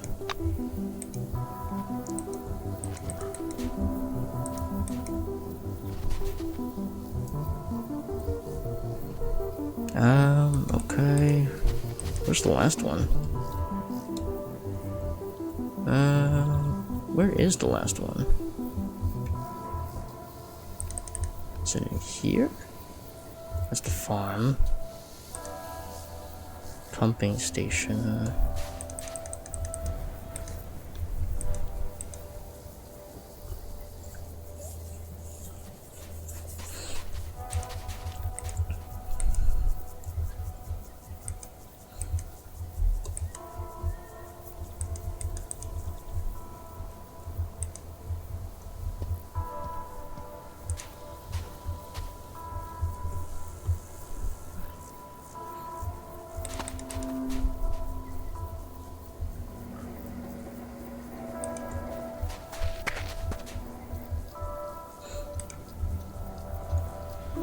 Is there a notice board in here? In the parking lot?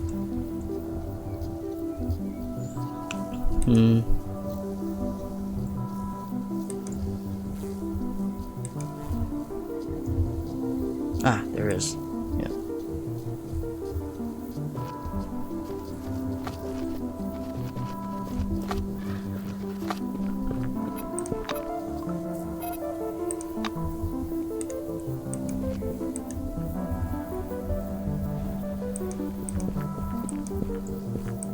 Do I need here?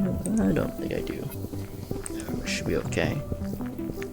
I think first we'll go back to the Zemeckis.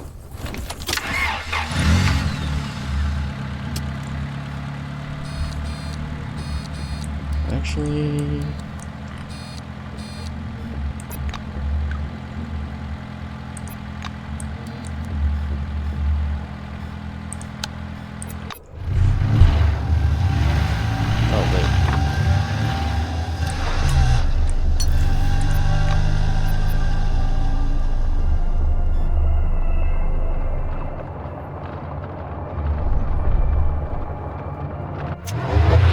Slow down entering a forest road. Judging by the track of overgrown grass, few people come here, but when you look through the side window once more, something flashes not too far away from the gap between the trees.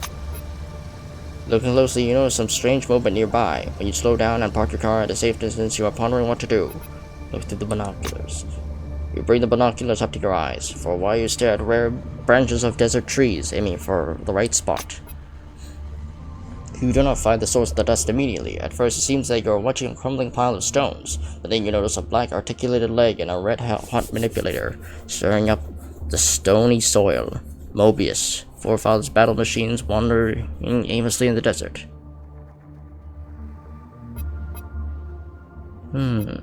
So just a wandering Mobius. Okay, I feel like taking one on. This will be like our second Mobius combat encounter. Oh, there's two. Oh, there's more. Okay, we're gonna have to take them out one by one.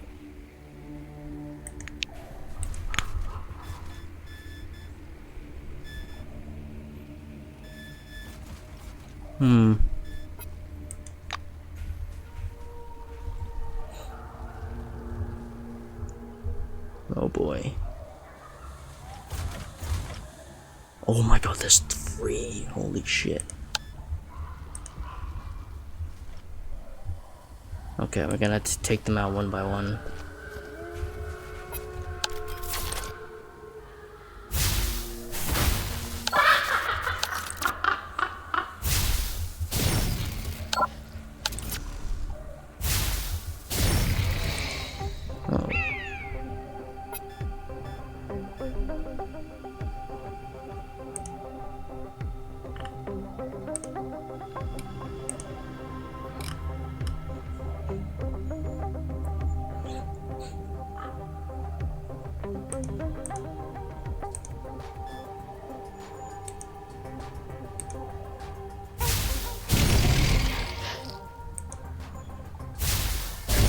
Gonna take everything we got. Oh boy.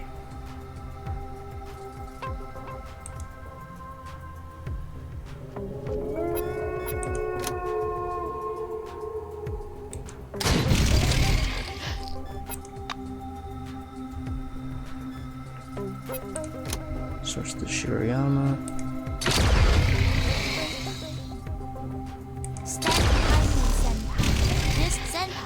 May I explore it after I kill it? Oh my god. It can shoot fireballs? I mean, it wasn't that effective, but goddamn.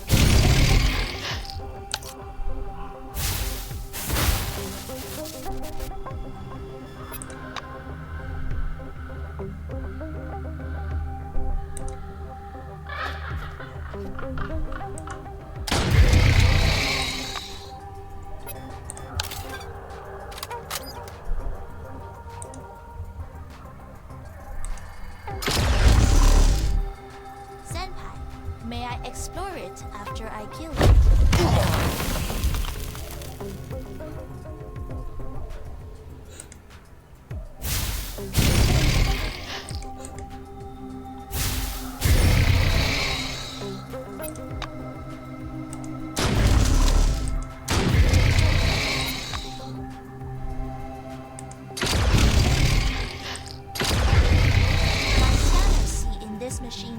mechanisms at once. It's curious.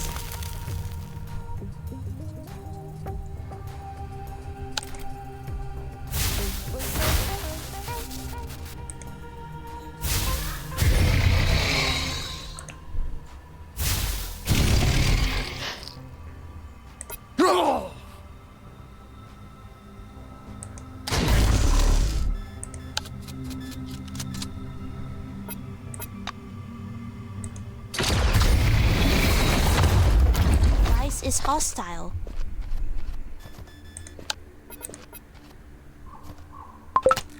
Ooh, sweet, I leveled up. Alright. And then I put the rest of my tech skill.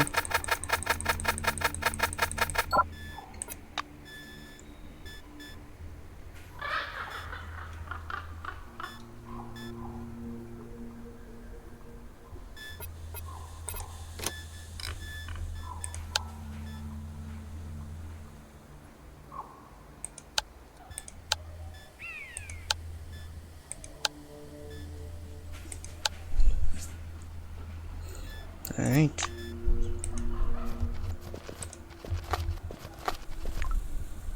Ooh, Mobius playing. Sweet, I'll take that.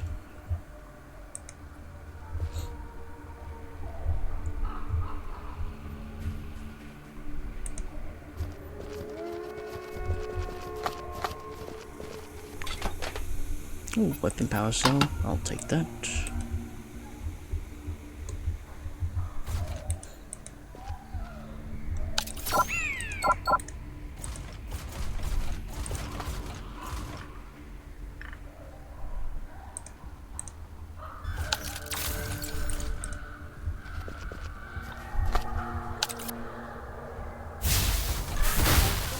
Oh. Did it resist the malfunction? Oh, I guess it did. That or I hit the wrong key binding. Oh, it jammed.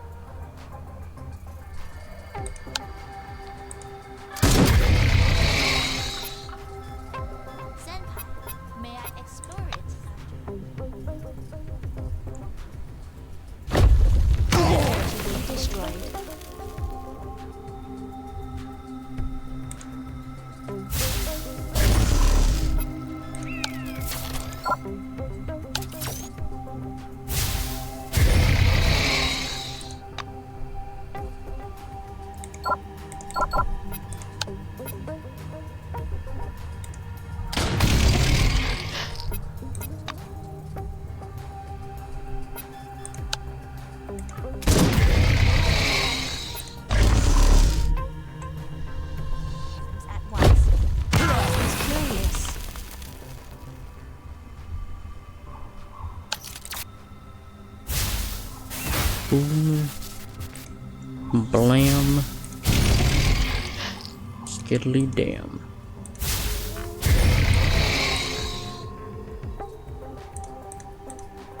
Alright, and then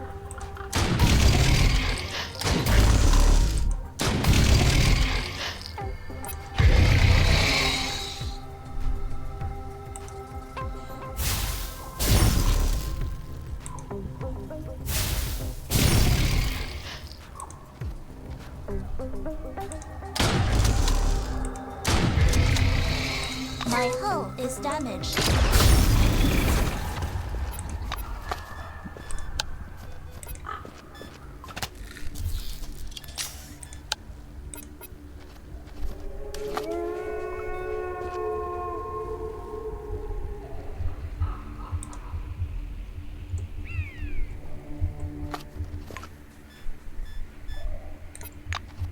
alright. Not bad loot.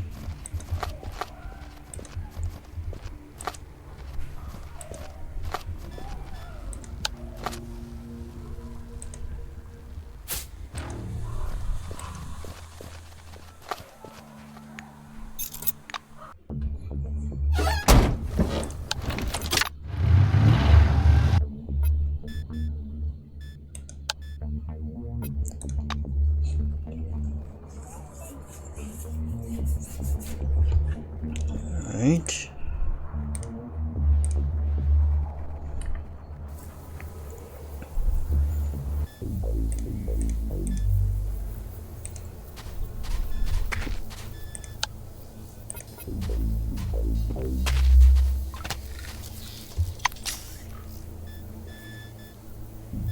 Crank an energon. Oh, and have some food item.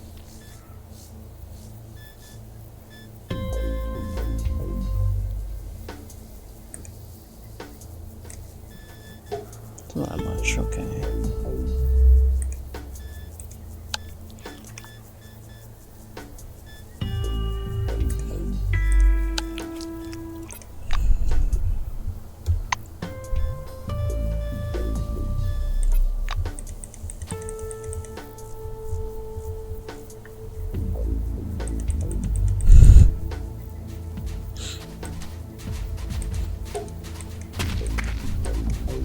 Structural analysis shows presence of some off-standard bearing structures inside.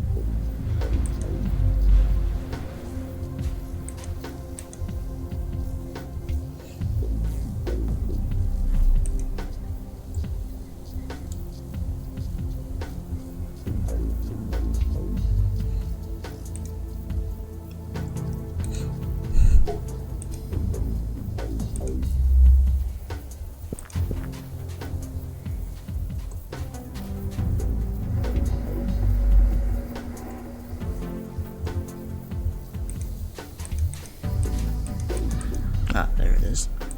There's the residence. I did talk to everyone, did I? Ah, okay, yeah, make report back.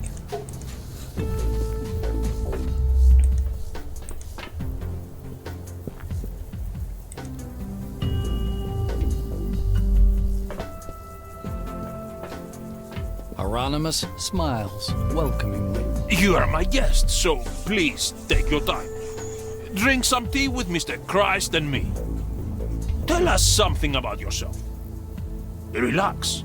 Give him the most accurate data. The survey you prepared would honor any statistician. You spoke to the majority of Carmine Heights dwellers, which means your results are highly reliable. Hieronymus scrupulously reviews every page. Curious. Curious. A certain dynamic compared to the previous results can be seen. Good job indeed. He puts your report aside and approaches you, studying your face, badge, and uniform curiously. The Phalanx leader returns to his place, watching you with a constant sly smirk. Do you like magic tricks? Tricks are interesting phenomena. There are interesting things hidden inside other interesting things. The spectator watches the show, while I watch the way the show is made.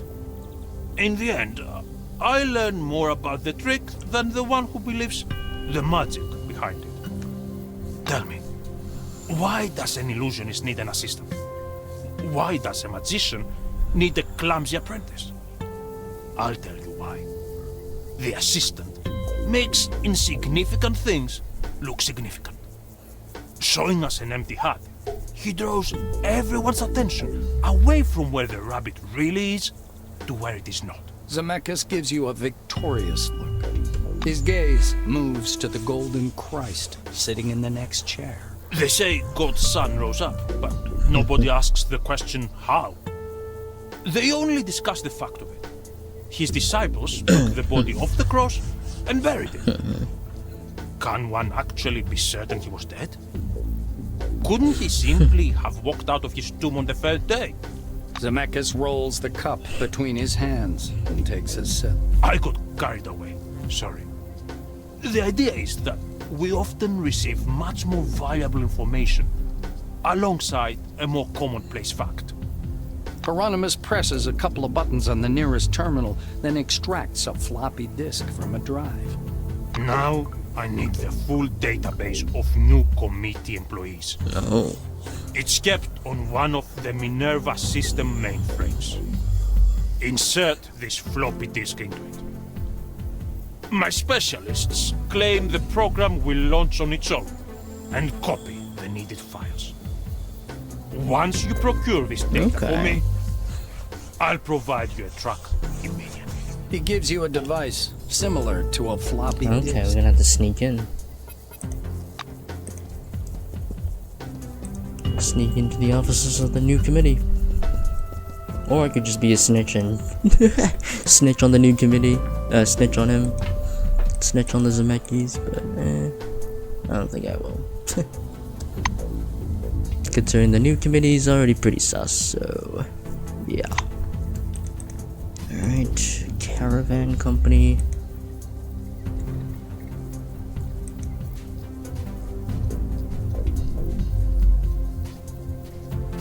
What are you doing? Get in there.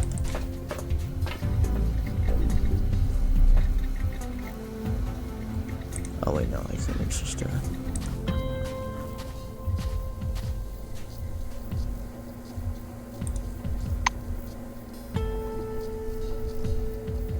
oh, the trading house is across the bridge. Okay.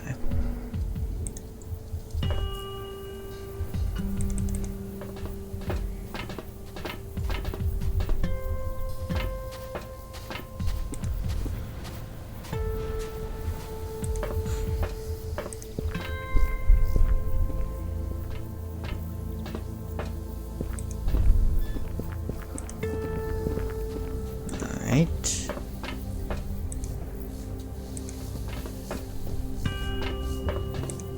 Because I could use more materials. You again.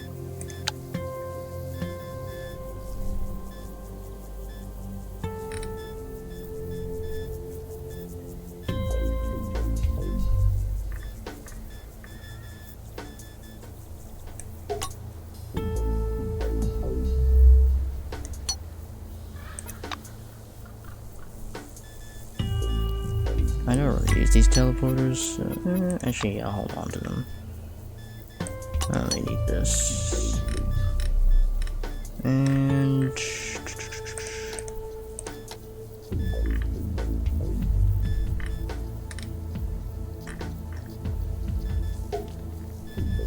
okay, I think I just buy it.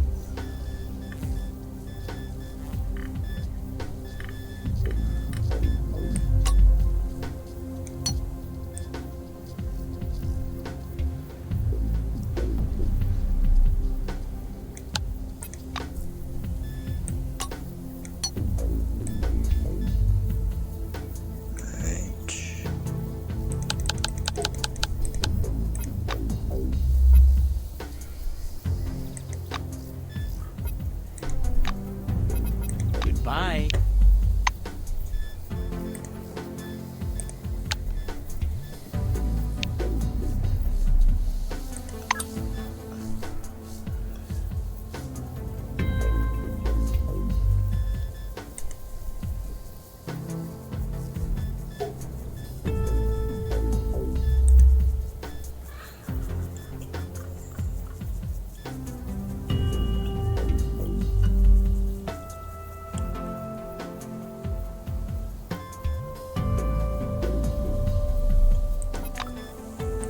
So, where were we?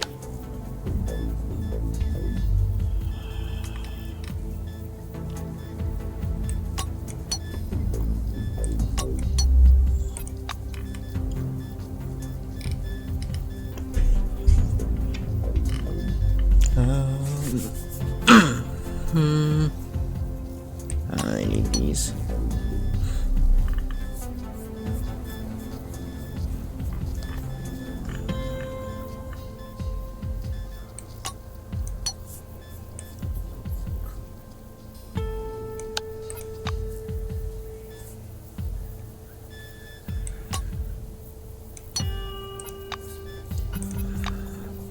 Good luck.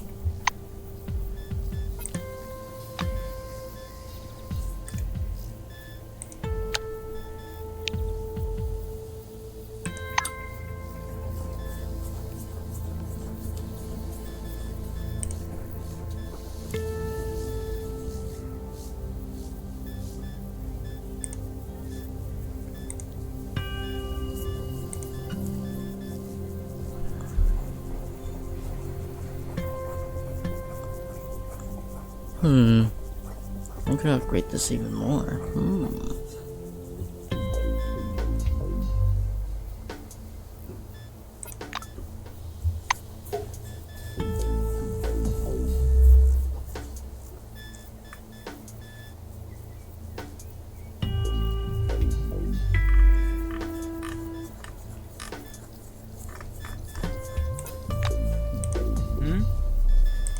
Yes?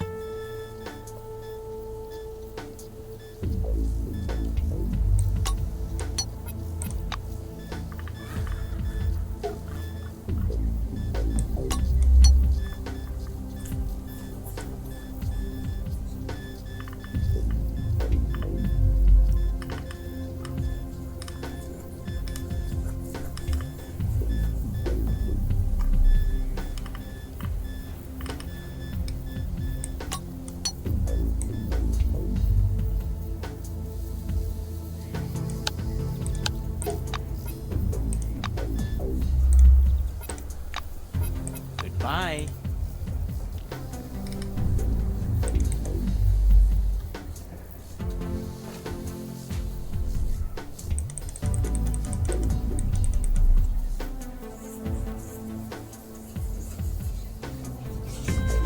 Alright.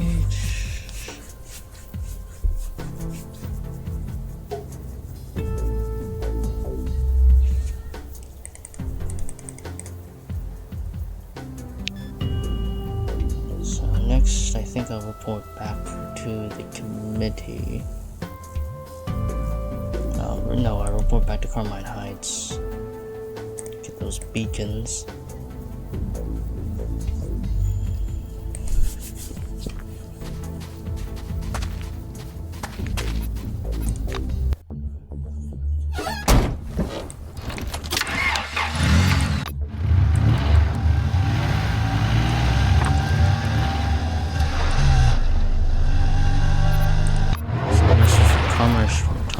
Okay.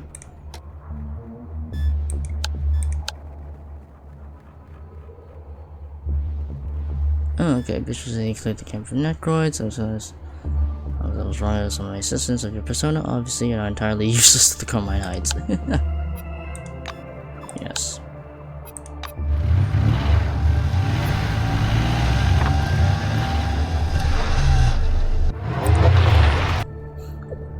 Alright, and we talked to the range nerds.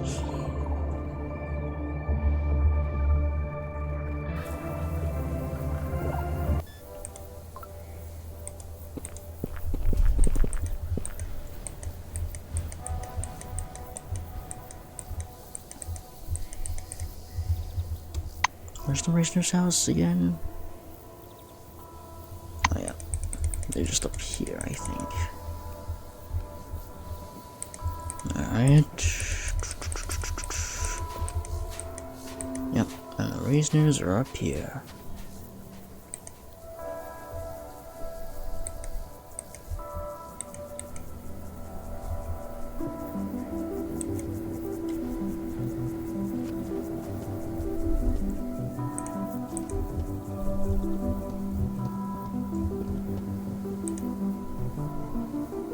Olivia pushes back her curls with one hand. Are you here for business, or...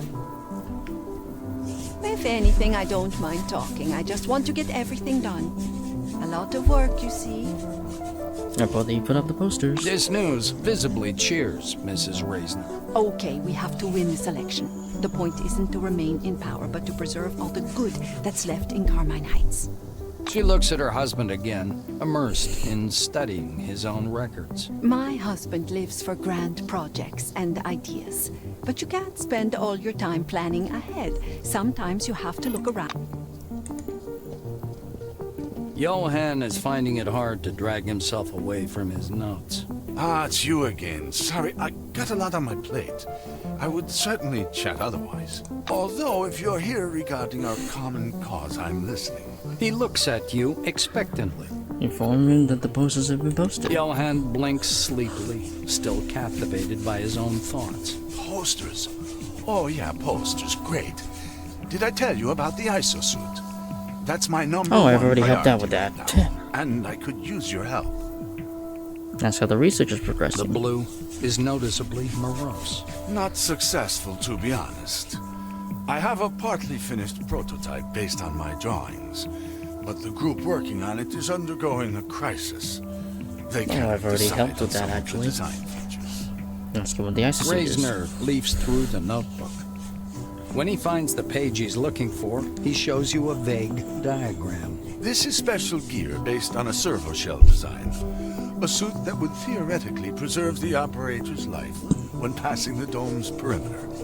That's what needs to be done. He cheers up. Go to the lab and talk to Robin Helworth and Toto Gurkiev. They have two hypotheses. No, I've already that each completed. require Already completed the quest. I Already ahead expect of you. to help them acquire what they need. I'm already ahead of you, mate. Reassuringly. This will be a big help to me. Take a look at the isosuit prototype and talk to Robin and Toto in the lab. Now, excuse me, but I have to return to my calculations. Johan leans over his note. Well, I've already completed the quest. Johan is finding it. Although, if you're here regarding they help with common Robin and cause, I'm Toto. listening. Johan spreads his arms uncertainly, as if about to hug you. Instead, he sheepishly pats you on the shoulder. Thanks for your help. Carmine Heights has high hopes for this suit. Unfortunately, that wasn't the last problem urgently requiring a solution. It's about the water supply. Carmine Heights gets all its water from the salt marsh. It passes through a distiller at one point, which is a bottleneck on the entire system. It has sufficient power, but people are constantly complaining that the water pressure is too low. It only comes out in a thin stream. He exhales angrily and glances at Olivia. The main consumers of water are the laboratory, the kitchen in the shelter, and the hydroponics farm. I'm guessing it's a configuration issue, but you should talk to people in those three places first. That's it. Take care of the water problem, and I'll take care of the beacons. Johan walks over to the workbench. His body language makes it clear he doesn't wish to be disturbed. Alright.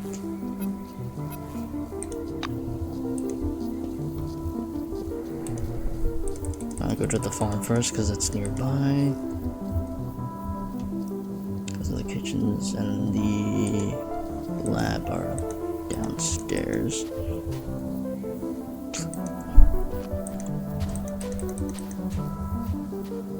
Oh, where's the people who operate in the hydroponics lab?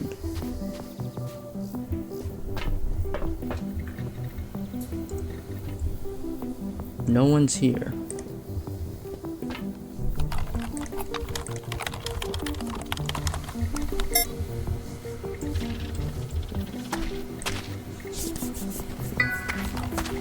In front of you is a primitive computer with a small two-color display with a simple control panel. The device's side panel is embossed with a rusty logo of a mermaid. This computer is responsible for water distribution in Carmine Heights. Angular black letters come up on the gray display. Alright. Operate the water tank and modify to distribute the water automatically. You're knowledgeable enough about such systems to configure the equipment as needed. Now the water will be distributed as efficiently as possible. The shelter's laboratory, farm, and kitchen will no longer suffer any water shortages. Alright. That was easy. Don't need to screw with anyone's water supplies, so hey. White wings represent, am I right? Hey. White wingers represent! We solve everything without having to sacrifice so much. Woohoo! Yeah, didn't have to talk to them, just had to fiddle with the water system and boom. Johan is standing by the workbench, digging into some kind of device. This mechanism, resembling the insides of a folding umbrella, must be the Maelstrom beacon. Informed that it still has been adjusted. Johan nods gratefully. Yes, I was informed. The irrigation systems on the farm are working at full capacity, and the lab has all the water it needs too. You did a great job, thank you. I didn't forget our agreement. While you were solving Carmine Heights' problems, I took care of the beacons. You can find them in the safe. He hands you a key. Thank you, and take the key. Johan grabs your sleeve. I'd like to invite you to a family dinner. as a token of my gratitude. Will you come? Oh, sure. He shakes your hand. Perfect. Come anytime. Olivia loves to cook, so it's no problem if you just drop in. Okay. So where's the safe? Ah, there it is. Ah, there we go. And money. Okay. Yoink. Let's have that dinner. Johann gives you the blue, responds with a small smile. Great. Then what are we waiting for? Come to the table. We were just sitting down. You join Johann and Olivia at the wide table. Set out upon the light blue tablecloth are a white porcelain bowl of green soup with glassy onion rings, a scalded atlas salad, roast beef and gravy, and fluffy white bread. The meal is almost a feast by Baron's standards, and surprisingly abundant, considering that most of it is prepared from mutant lettuce. Sitting between you and her husband, Olivia takes Johann's left hand and your right. Let us pray. Repeat after me. God bless this meal. God bless this meal. Johann sighs loudly. Oh, pray for what, Olivia? For the dome, or maybe for Maelstrom to disappear? We're doing science here, not some religious shamanism. Oh boy. The blonde laughs softly and elbows Johann. But honey, it's tradition. Of course, we all believe in science here. Okay, no prayer today. Okay. Let's eat. Help yourself, please. Olivia murmurs, serving you more salad. You know I cook a lot. I'm good at it too. But Johann barely eats anything. He's always busy with his inventions and science. Well, that's common enough, I guess. More sauce? Johann stops eating for a moment. You know, I have to listen to this every single day. I don't think food should be fetishized, and dinner shouldn't be taken to mean gorging oneself. Dinner is an occasion to come together and talk. How did you spend your family gatherings? What would Hayden's family be like?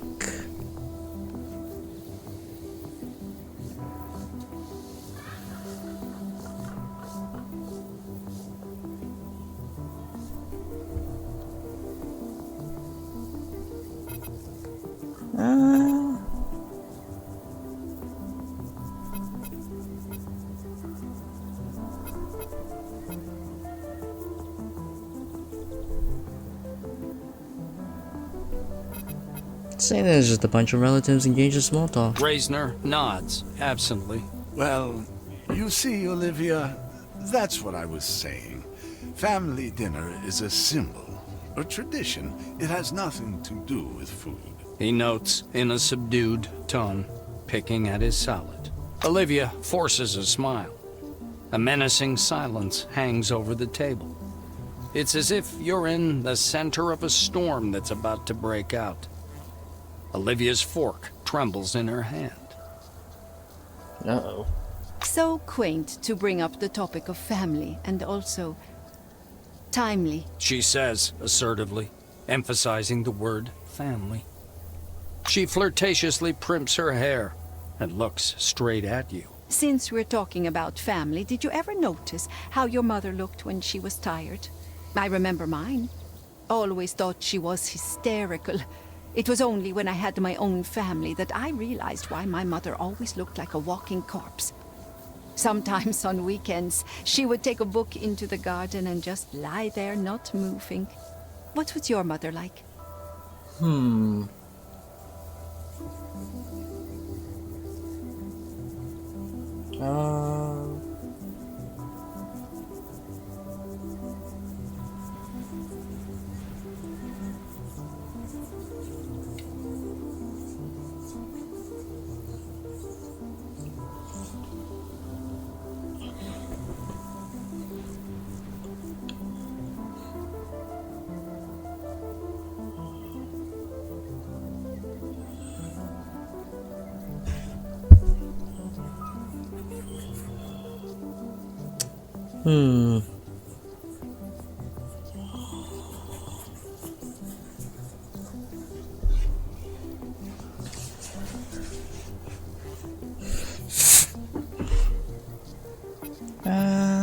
let's say that.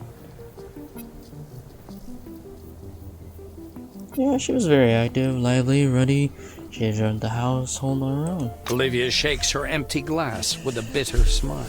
Yes. When Mom wasn't lying with a book in the garden, she was smiling too, bustling about and baking mulberry pies. It's just... I remember my mom's hands. They were so thin, like a witch's. She had a young face and old hands. She always kept them hidden. You know why that is. It's my father. He was slowly sucking life out of her like some vampire, but I never realized it until I myself got married. She casts a meaningful glance at Johan, making him squirm. At least now you're not pretending that we're not talking. Surely our guest's presence has a positive influence on you? Olivia sets her fork aside and gives you a look of contentment. As a child, I naturally didn't notice anything amiss about my parents. And yes, I loved my dad. Now I realize I was unconsciously looking for a companion exactly like him. And I found one. A too similar one, even. Just as serious, just as private, just as unable to listen. So similar, in fact, that Johan noisily pushes his plate aside. I think you're straying from the subject at hand. We were talking about traditions. Olivia grins ruefully. Oh yes, I was describing our main tradition, which we both borrowed from our parents and brought to our own family. We're the same as them, and our marriage is like this because you, Johan, don't know how to negotiate. You don't know how to listen. You think everything aside from your work is insignificant. If that was only our concern, I'd endure it like I've been doing for many years now. But we have Carmine Heights, and it is about to crumble. Just because we can't agree on some things. God knows I didn't want to bring an outsider into this conversation, but since you are not listening to me, maybe you'll listen to what the employee has to say? She's looking at you, desperate for some support.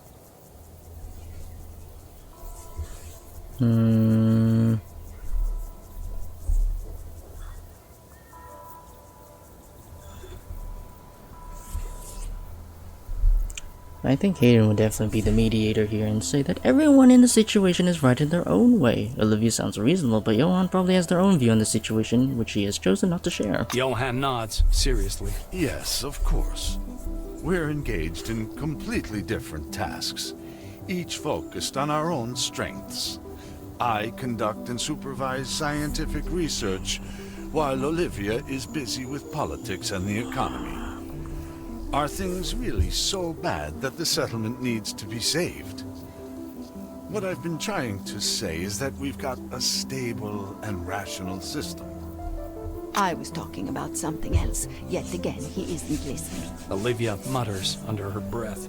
Her eyes are overwhelmed with poorly veiled anguish and despair. She nods severely at you. Thank you for joining us for dinner. Johan and I were both glad to see you. Thank them both for dinner and get up from the table. Oh, and a bit tipsy, oh boy.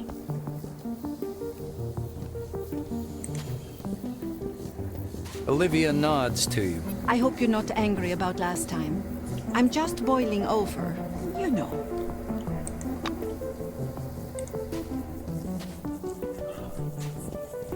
Johan looks different, refreshed somehow.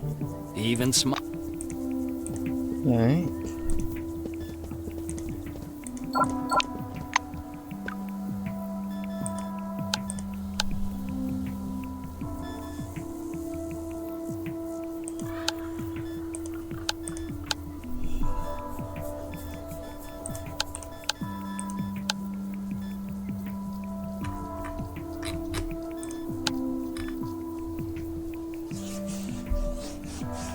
Yeah, I gotta install those beacons. Smart in the emulator. Parking near Magellan Station is perfect for this.